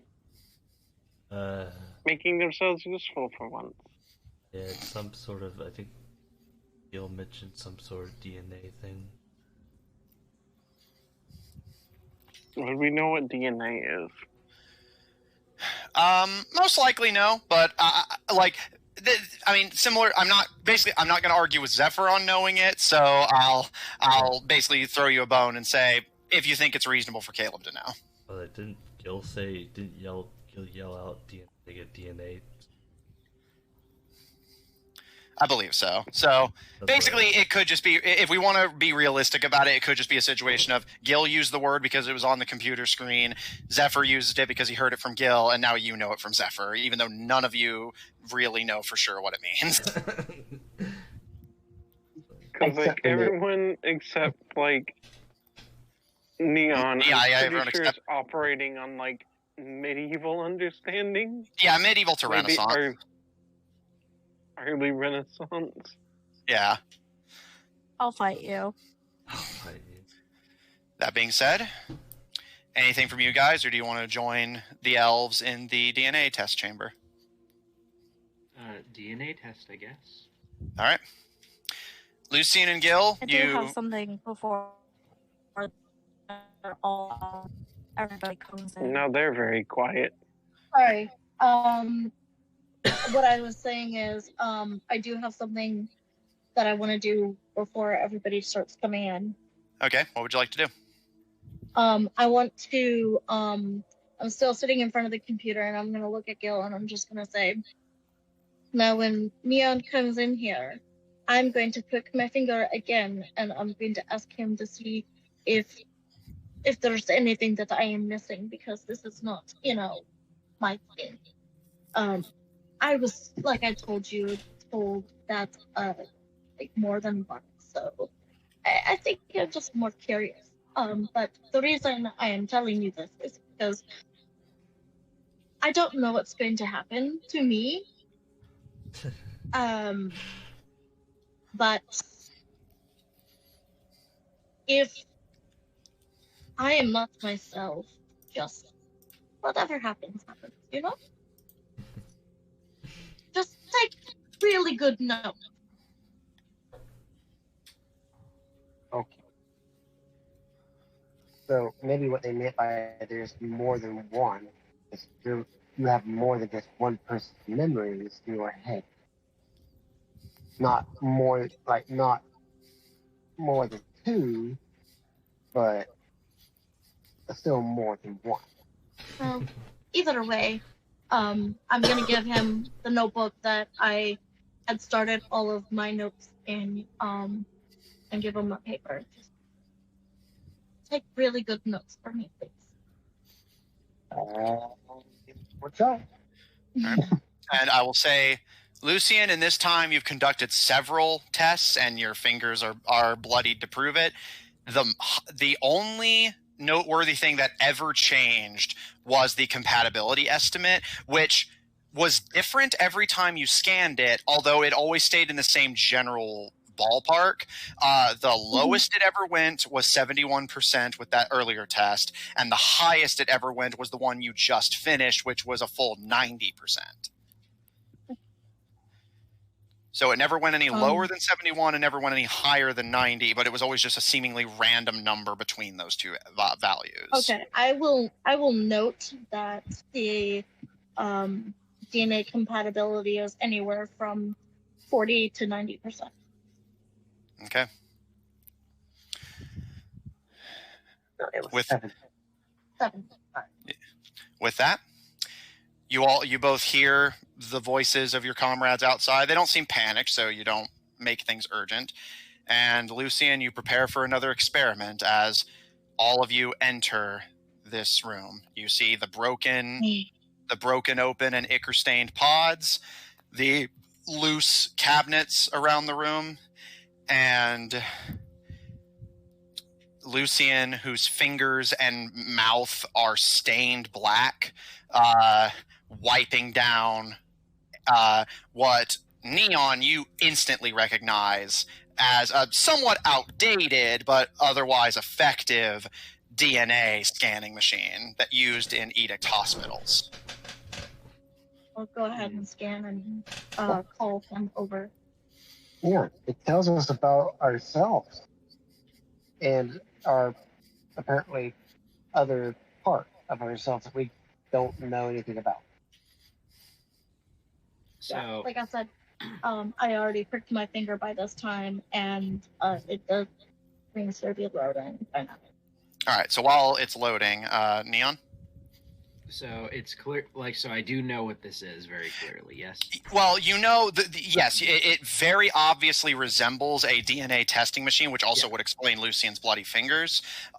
Although what Gil says does kind of confuse you, because the DNA testing machines you're familiar with are used by either doctors or peacekeepers to simply, in the case of peacekeepers, identify potential suspects, and in the case of doctors, identify things like blood type for blood transfusions. It typically doesn't give you anything more than that, but as you curiously watch the screen, the HUD is completely different. Rather than the peaceful gold of most Edict computers, this one is a deep turquoise greenish blue. And as Lucian puts their blood in once again, you see the same display that Lucian had been seeing. And Kero, I don't think I need to tell you what's familiar about the figures. Carol will gasp and point. Yeah, Kero, you all see Kero gasp and point at the display of crystal snow on the right side of the screen. Are we Kero's part? The whole Do part? you How am I feeling, know Tina? her, Kero? Yes, she was one of my old party members. Yeah. Oh my god. Are we all Kero's party? Yeah. That's what Lucian just came to realize. Yeah. That's been one of my. Do you recognize the name? And he will say the name of his doppelganger. Gil gives you the name Cillian Combs, which you also recognize, Kero. Yes, yes. Hmm. That's my other part. Hmm. She narrows her eyes. I see.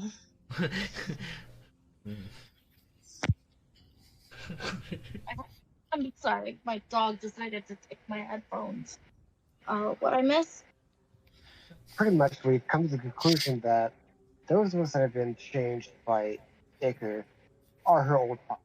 Well, yeah, Uh, we've confirmed ask Gil you- and you, possibly. Yeah, Caleb's going like, let me see. Before he does that, Luciana's gonna kind of like smack him away. Not yet. I have something Not to yet. ask. I have something to ask Neon. What? Ask Uh, away? Okay, so I was told that I am like having memories, like not my memories. It makes sense that I would have her memories, but like they said that it could be more than one. So is there a way to tell if there's like more than one person? Like if we were to scan, um, oh God, Right. Raccoon. If we would scan Raccoon, would all of the two that she is show up, or like is it going to be, I don't like, do you know if it has any of these features? Also, right.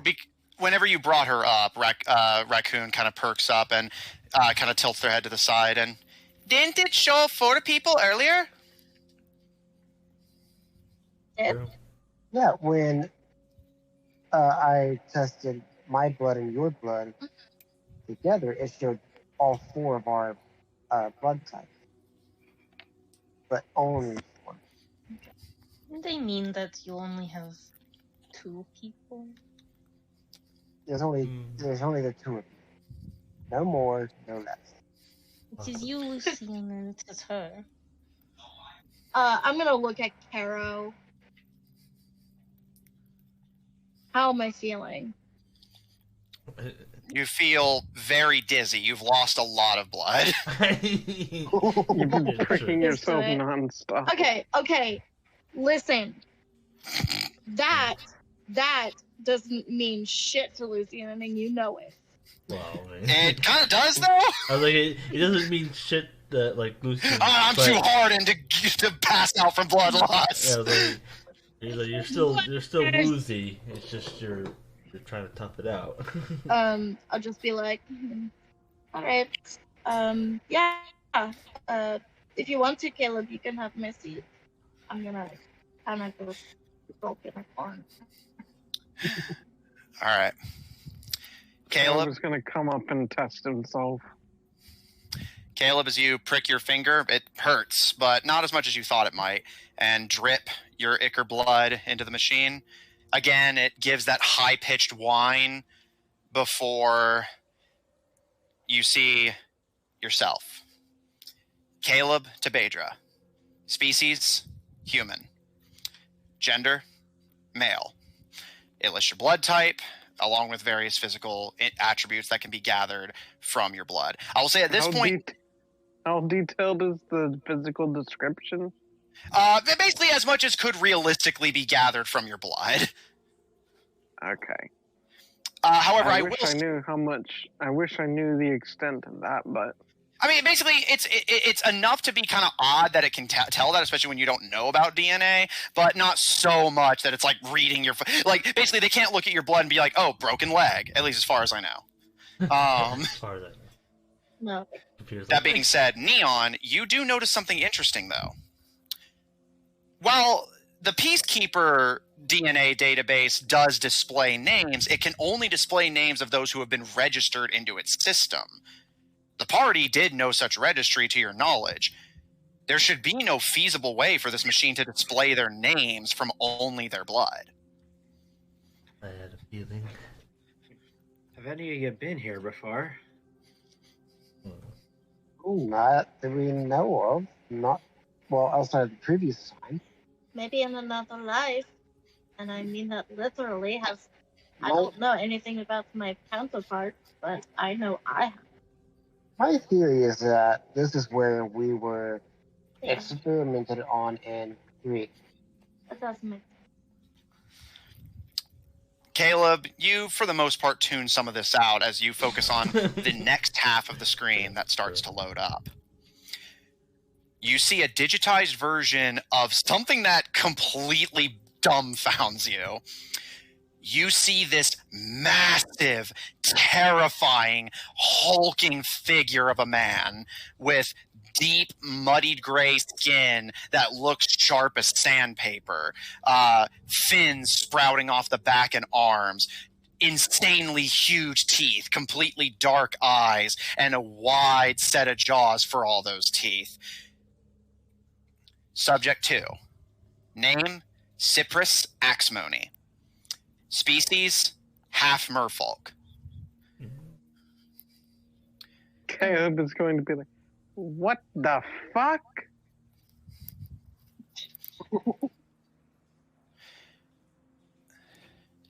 Gil's Eventually- gonna look at it and go, well, we can't all look as good as our counterpart. Estimated compatibility, 75%. Also, like, Caleb also just explains, I don't want to turn into that.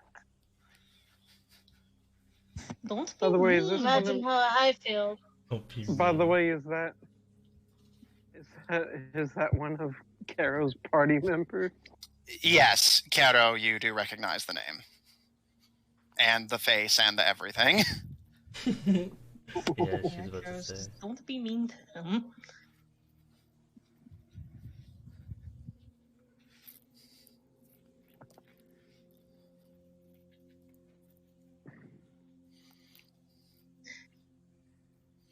And I try to do the machine. I would wipe it off first, but go ahead. Yeah, What do you Gil need will to wipe clean it off for her. for? Sanitation? Plus, if she doesn't have ichor in her blood, we could accidentally infect her. Oh, As I that's said. true. Sanitation. Does I Caleb know put it what that in word English terms. means? Again, it's up to you. I'm not going to make you roll history for every word. Like, just I put it into normal English for the rest of us to receive. Because like I'm like fairly certain from a lot of the stories I heard of these of equivalent times that they do not have a word that mean the same thing as What? sanitation. Sanitation? Yeah, they did.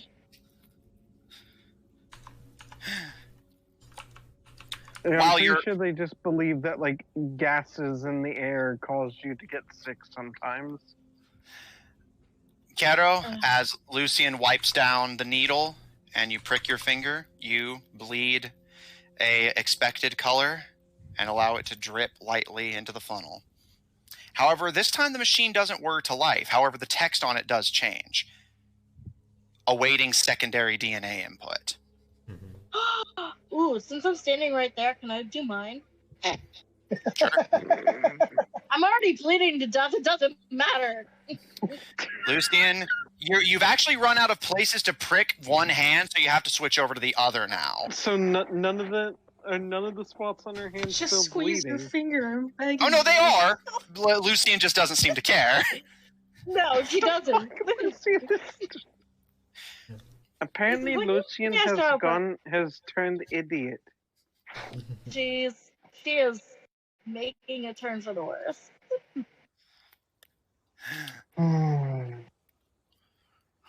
Is there something on this machine? Because Lucian seems to have become an idiot. Well, I used it first, and then she Living. contracted the gill disease. Kills him. Lucian gives a chuckle. Oh no! I'm now we're all trying going to be something- stupid like Gil. Lucian Clean. just kind of looks at Gil and just says, "That's impossible." I won't get infected. I haven't used it. Lucian, as you prick your other hand and allow your ichor blood to seep into the funnel, the machine whirs to life. Subject 1. Lucian Alephakir. Subject 2, Crystal Snow. Subject 3, name unknown. Species, Lovelander. Gender, female. All of Kero's biological information listed. Estimated compatibility, 15% in red text. Not compatible at all. More compatible than Gil and whatever the fuck is with Gil and Lucian and whatever the fuck is with Lucian. Neon, let's us try. Caleb, can I try some of your blood real quick? You're gonna test Just each other's for compatibilities. curiosity. Compatibility test. Caleb was just looking at him. Why do you want my blood? No, I just want to try it in the machine with mine. Now, I'm It's just just funny. us playing with this fucking machine. Yeah, we are just playing with Monkey it now. looking at Bug really close.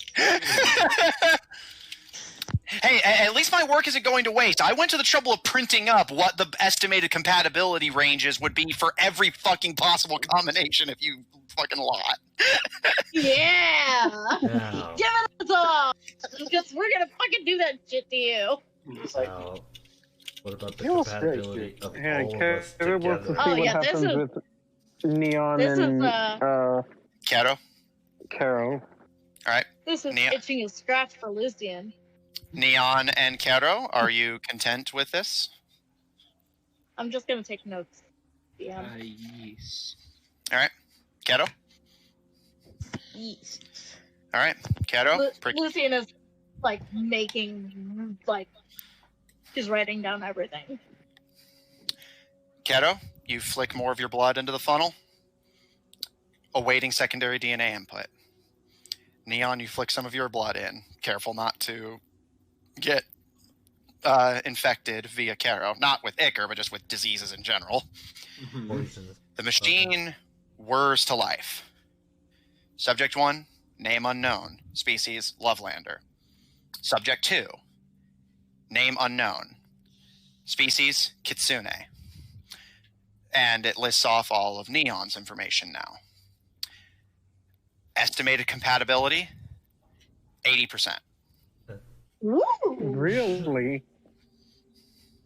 I'm confused.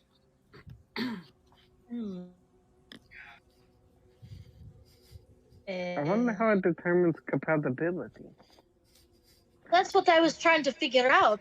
Like there has to be some kind of formulary or something, but I don't understand what how do you ask the magic box that question?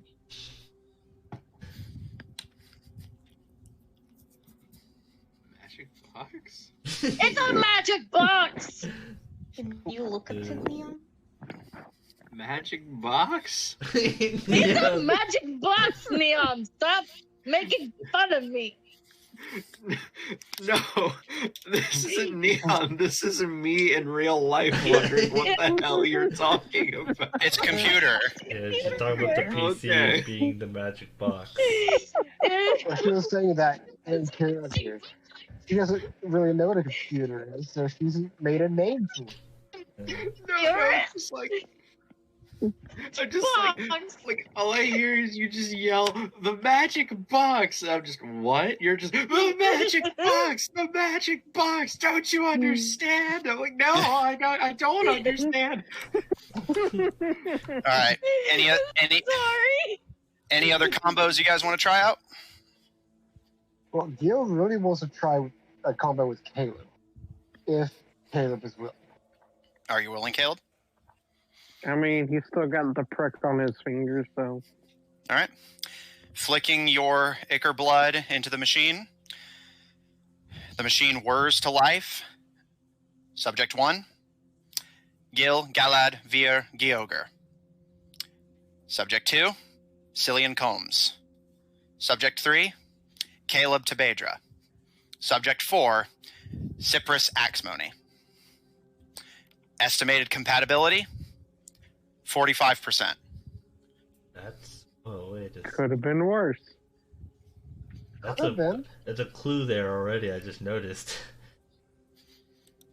What? Why did it have Debadra's name?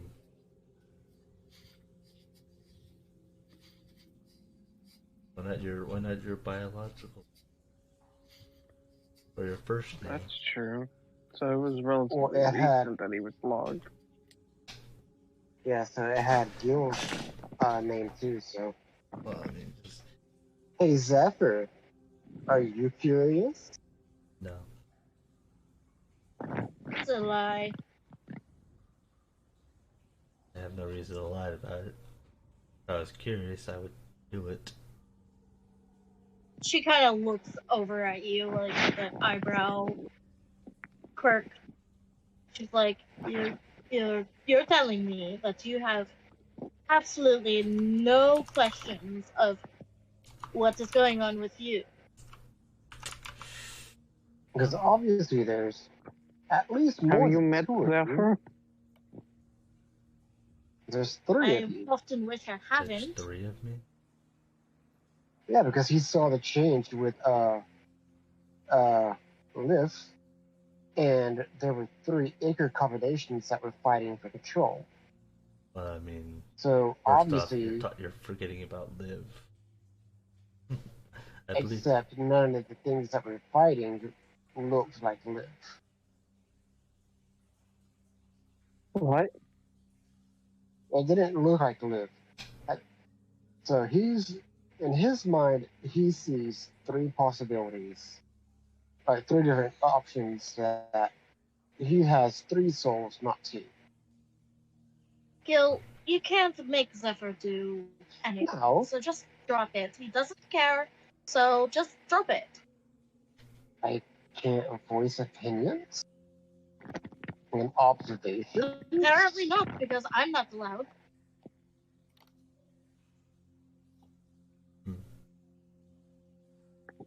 Zephyr, do you wish to try the machine or no? I mean, he'll look at the prick and be like, "Nah." Okay. And Neon, do you think you can learn anything about how this thing works?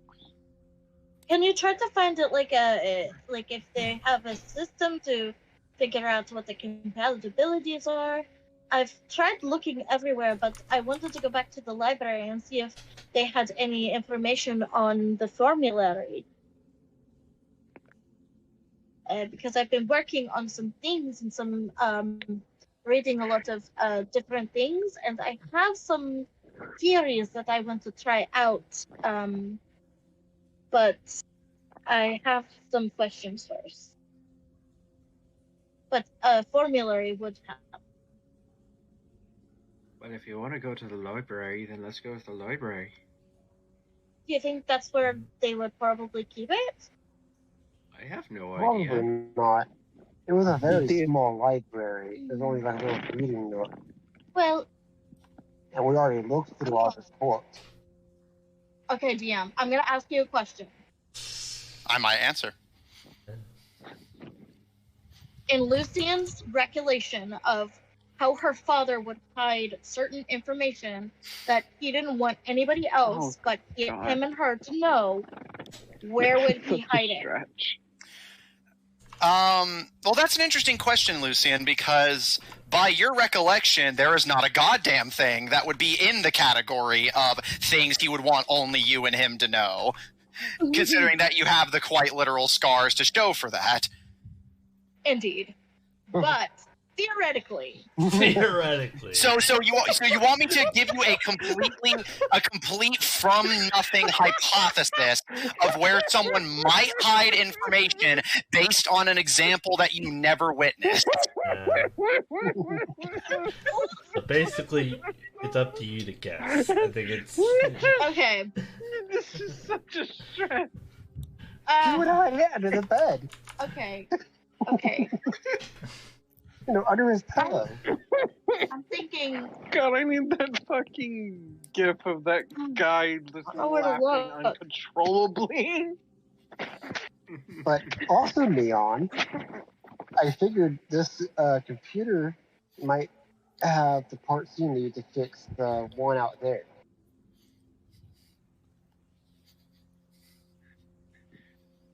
I wasn't trying to fix the one out there. Did you hack into this one? Is it functioning, DM? Yeah, it seems perfectly functional. None of the flooding reached this far because of the airlock, and you admittedly aren't certain if this machine would have the capability of working, but given that they already have made some upgrades to it, it is possible.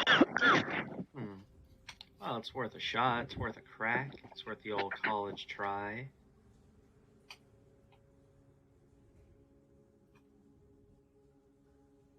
All right. So do you want to break out the hacking tool and see what you can do? Yep. All right. I will say before Neon starts doing this, is there any other, just because this might take a while for Neon to hack this, is there any other, do you guys want to play with the machine anymore before Neon gets started on hacking it? Well, I've gotten all the combos that I could want. Well, how about... No, because that wouldn't work.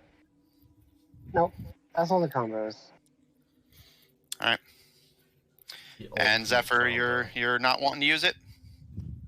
But the ultimate combo, all of our combined.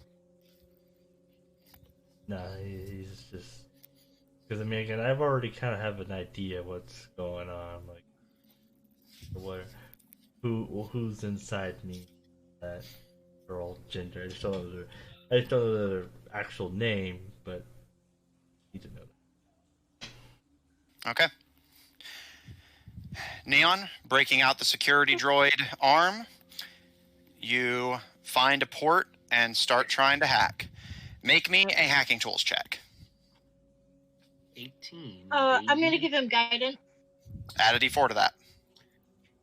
Let me add a d4 to it. Give me a second to pull that And up. then immediately after, I'm going to cast fucking the enhance. Then I did. So 19, by the way. Okay. Neon, you start to infiltrate the system, so to speak. You... Hack the planet. Yeah, you start to hack the planet. And... Again, you're having to kind of jury rig this a little bit because this machine doesn't even really have so much as a keyboard. I mean, it has one, but like it's very basic. You're basically working in the most primitive possible way you can hack. The best way I can describe it is there's this sequence in a hacking game I once played where you lose your entire like HUD because of you getting counter hacked, and to hack from there, you have to literally type everything out manually, like in fucking command prompt. So you're basically working with that. It's not easy by any stretch of the mind. And the first thing you immediately start to gather is that the firewalls and defenses you're dealing with are intense. And I will say with what you rolled, you know that there is some very tight security on this thing. You can keep trying to infiltrate it, but if you pull out now, you think you can cover your tracks without potentially being tracked. However, if you go further, you may get more information, but there is a chance that you won't. You'll miss a spot, so to speak, and whoever designed this machine could, know that you were here. You would have left a trace. But I'll say you rolled well enough to realize how tight the cyber defenses are, but not so well that you've cracked them. So you can leave it now and not leave a trace, most likely, or you can keep going to get actual information out of this thing, or at least possibly, but risk being tracked. Well, I came here to practice hacking. This seems like a good opportunity. Mage, I'm going to need some guidance. I will happily give him some guidance. And I'm also going to do the enhanced thing and give him the fox thing like I did last. I believe you can only do one of them. Which one did? Actually, let me double check. As long as they're not both concentration, if Neon's No, just enhance ability is concentration, but guidance is a cantrip, so I figured I can easily do that. yeah. So basically, yeah. If you do Fox Cunning first and then do guidance afterwards, I think Austin, does that scan? That's up to you. Well, no, I've like you're usually our rules guy, so. I mean, it'd basically be like they are both con, so it's just be up to you if you want to be like okay. Oh, are they? Yeah, they're both. No. Con. Guidance Are is they? con. Yeah, the guidance is con. As I said, that's what I was like. That's up to you, man. Okay, well, yeah, that's why I was asking because like Amanda was saying that guidance wasn't concentration. Yeah, it is. I checked. Yeah. I didn't know that Okay, part. so yeah, you have to pick one. You can't do both. I'm gonna do the advantage. All right, so Neon, make another hacking tools check with advantage. Okay. That's the best I can do. I'm so sorry. No, it's okay. It's still better than So nothing. we have. Goodbye. No, not plus D4. What am I talking about? Then plus 3. 22. All right. Oh, and 16 was the other one. Okay. Neon, you continue forward. You take down the firewall. You activate some proxies. You do some other technobabble. I hack their mainframe. Yeah, you hack into their mainframe. If it was a nat 20, I imagine he would have just like actually had access to like Kaloon shit or something. I spoof their IP address. Neon, as you start taking down defenses, you do see that there are indeed other connections being made to this machine. Although you see them, some of their locations elude you. However, I will throw you a bone and say you do recognize that a couple of them are coming from other cities owned by the troops of Tradu. The other locations that you're getting essentially IPs from, you don't recognize, but you do definitely recognize some coming from the other two troops of Tradu cities. I see. They were in on it from the start. Yeah, the game was rigged from the start. Beyond that, as you look around, again, there's not... You notice that the screen actually starts to actively fill with... You initially worry that you're being tracked because of just how rapidly things start to fill up, but then you realize the machine is actually trying to display what is on the other end of what you're hacking into, and it literally does not have the processing power to do it properly. So you're just getting this like gobbledygook in ASCII that doesn't seem to actually resemble anything. However, I'm taking notes as much as I can. However, eventually you are able to clear through some of the junk and get inside.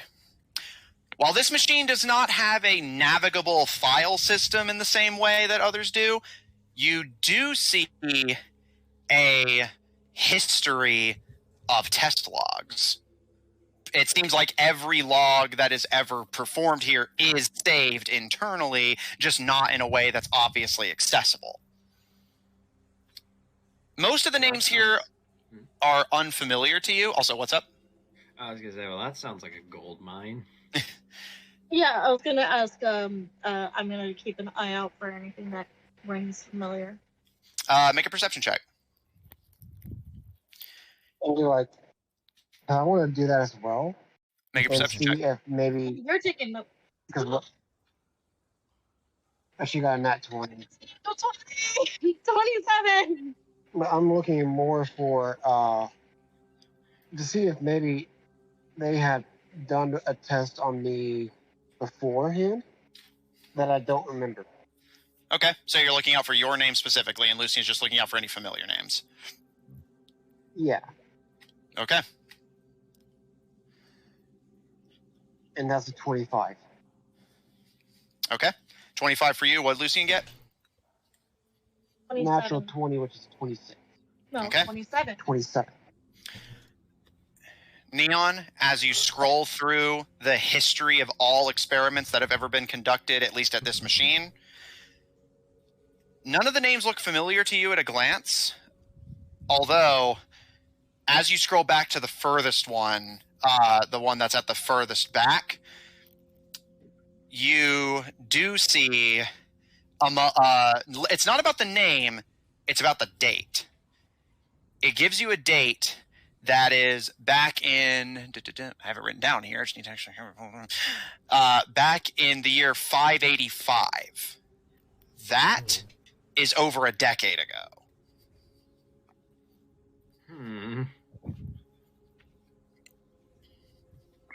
Well, it looks like this is nothing new. Gil and Lucian,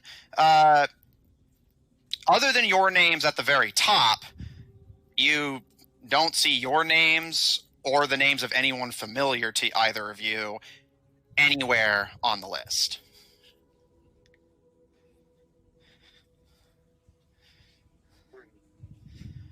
And Maybe the only... we'll see it somewhere else then.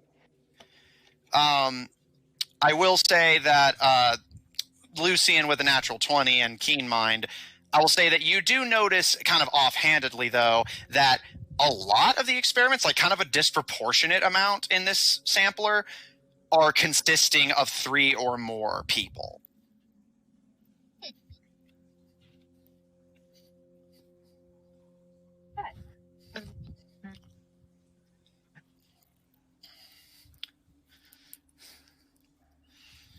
Beyond that, none of the names you see particularly ring a bell. Although,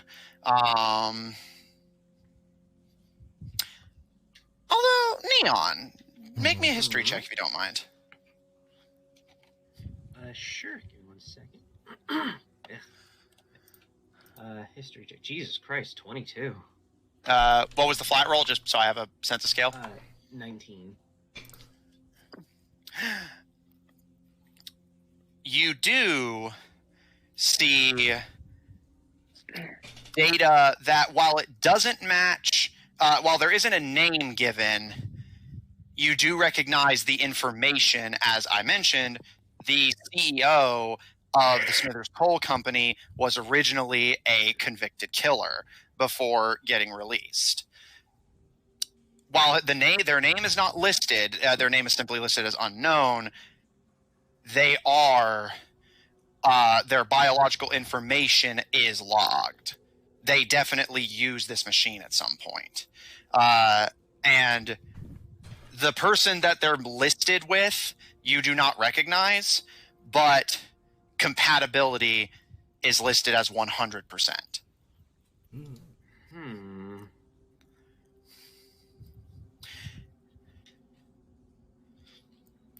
The only other thing you see that strikes you as kind of, I guess, interesting is it's not a name that's familiar to you, but we mentioned before that the peacekeepers will often use previous criminals as a sort of frame of reference for what the peacekeepers should do in the field.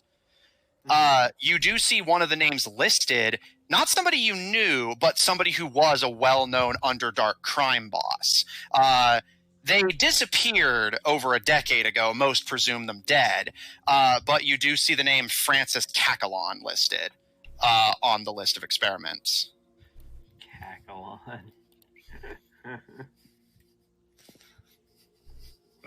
Cackalon. Name.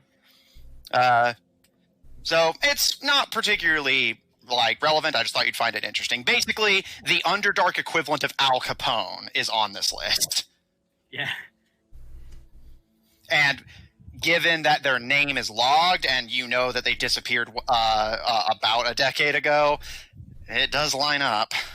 Oh boy, looks like people haven't been squeaky clean for a while. Sounds like they were using criminals to test it at first. It seems like it. Yeah, I will say if it helps, or rather if it's relevant, the date that Francis Cackalon's name is listed is the year 586, which is a year after the experiment started.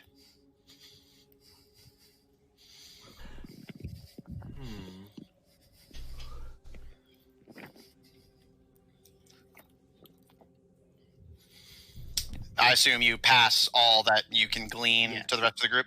All right, so yeah, Neon passed it on to you. It seems like they've been running these experiments for well over a decade, and from some of the names listed, it seems like they were capturing Underdark criminals to use as test subjects before, as you guys know from your visit, eventually resorting to experimenting on their own staff and then eventually themselves. With my natural 20, do I see Miss Snow's name? Other than what is listed at the very top, no. Neon, is there anything else that this computer can do? This is great. I just...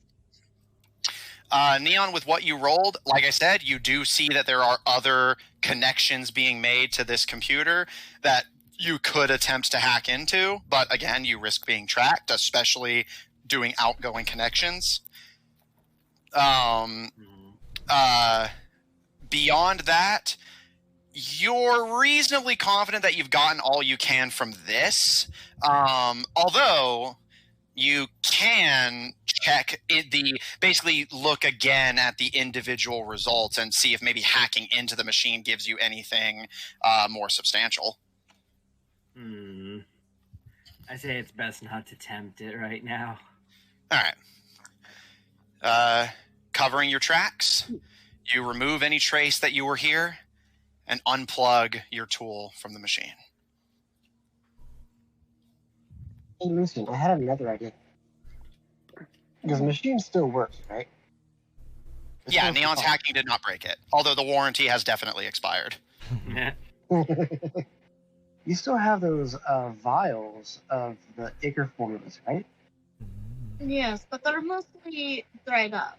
They're no Were they longer... dried, or were they still in liquid form in those vials? The last time I checked DM, were they not just... It was just kind of dust particles? Yes, I'm assuming these are the ones you got from the cocoon that Liv created? So one from the cocoon, and then I also had the other vials of from our first trip here. Area that they were... that we found in the chest safe thing. Yes, the ones from the chest were still seemingly soluble when you found them, although the ones from the cocoon are dried. I will say to Gil, yes and no. The recent one is a little dried up, it's just dust. But I do have the blood from the first time we picked him. Could we test those? I mean, there's how much blood is in the vial, and do I feel comfortable doing this? Well, if you feel comfortable is kind of up to you, but I will say you're going to use up quite a bit of it putting it into this machine, which means less for you to experiment on, especially because it's the only sample of fresh ichor that you have. But it also gives her information on... Oh, no, I'm acknowledging that. I'm just pointing out that basically in exchange for that information, she's having less actual material to work with. Yeah, that's just what Gil was telling Which could her. make or break my experimentations. I'm just gonna shake my head. I don't think it's worth it, to be honest with you. I think that this computer is great, and I wish that it could come with us. But I think it's better to try to move on and try to find this, if somebody left a formulary or something useful. Like, we haven't gone over half of this. Am I right? Like, we still have a lot more to look into, right? In the facility itself? Yeah. You guys have covered pretty much the entire... Yeah, you covered the entirety of the basement and the sub-basement, so all that's left is the top floor. Yeah, so, like, we could just go ahead and go to the top floor. I want to check a couple things, but I do think that we need to still look for anything useful around here. All right. But, I will talk to you later about what I do plan with the vials, if that will make you feel better. No, I was just curious. I do have plans for it. All right. In that case, you guys good to head upstairs?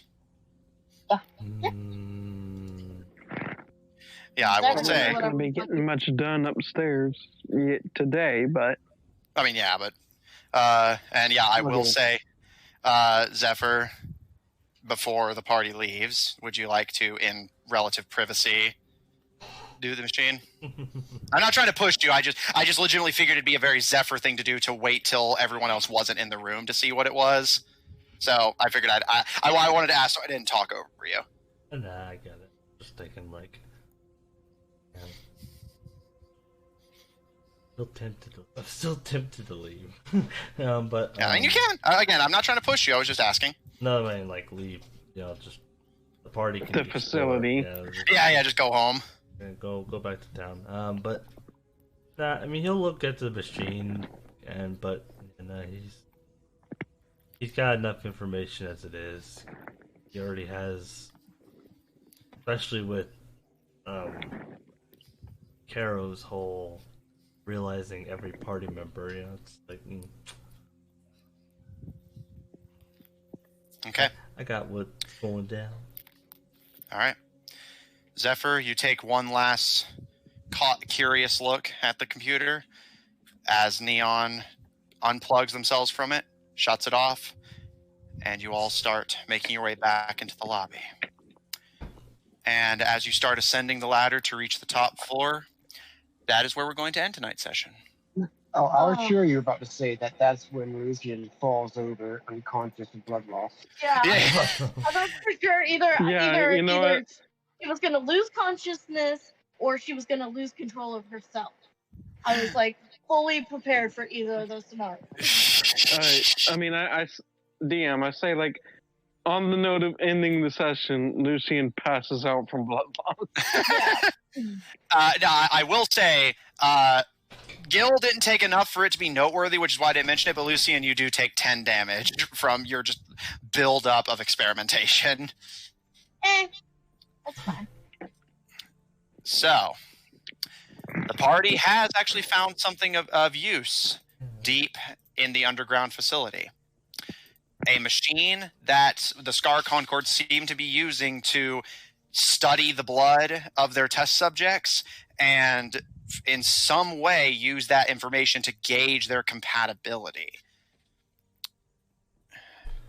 And apparently a very wide range of compatibility can exist, even among the same subject multiple times.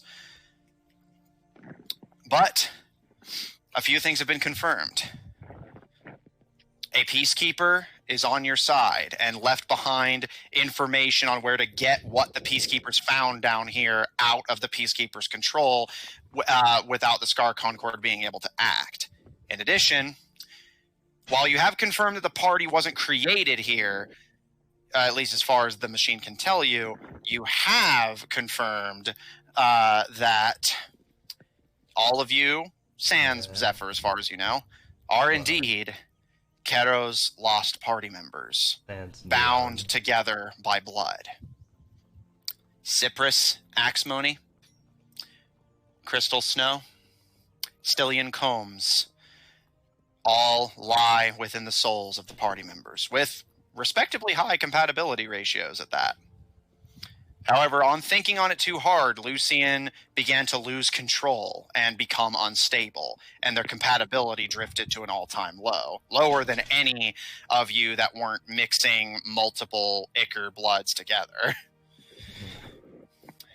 Your exploration of the facility is not quite done yet, and Kaloom's logo continues to be splashed on every piece of technology you come across. We'll have to see what happens next time. If you want to see more of my DMing, check out twitch.tv/Gramecrackers, GRAMECRACKERZ, for my Friday campaign, The Goldshine Investigations, at 7 o'clock Central Daylight Time, featuring a party of investigators trying to unravel the cultish conspiracy that threatens to plunge their home into war. Check out our website at officiald5hub.info, resurrected from the grave like a filthy necromancer, passing out from blood loss as they prick themselves over and over again. I do what I want. Check out our link in chat to join our official D5 Discord server if you want to hang out with us directly and support our episodes posted on Spotify, Apple Podcasts, Pandora, Google Podcasts, and the iHeart Podcast Network. Wherever you happen to get them from, they're Probably there. All the For our audio listeners, catch us live on Tuesdays at 9:30 Central Daylight Time on twitch.tv/Odd Tornado Productions, and check out Odd Tornado Productions official on Tumblr to find links to our other works, including our Human Rogues Twitch channel at twitch.tv/Killer5. That's 5 with a PH. Don't misspell it, please. He they won't tell you this, but he hates it when you do that. By the way, you should say it's capitalized. I don't think it actually is. No, I say the TNO on the Twitter is capitalized. Oh. I say the PH, like, don't forget the PH. If you enjoy what we do, please don't support mind us. me, I'm stupid. You're fine. Please support us on Patreon. Posted that link in chat, or on Ko-fi at ko-fi.com/Odd Tornado Productions, and follow us on Twitter at twitter.com/TornadoOdd. TNO are capitalized, though. If you enjoy seeing this party and want to see more of them, plus or minus a few, check out our Monday game, also at 9:30 Central Daylight Time, Under Locks and Keys, featuring a party of globetrotting treasure hunters trying to track down the artifacts of the gods and Second Age in order to unlock either a valuable treasure or a apocalyptic curse. One of the two. Currently battling a giant mutant badger. Yeah, currently battling a mana-mutated badger of their own creation. But I think... specifically of one of their of Greylog's creation. It's a lot of fun. Be sure to tune in and catch it. Thanks, everyone at the table, so much for playing. Thanks, everyone at home, so much for watching. And we'll see you all next week. Yay!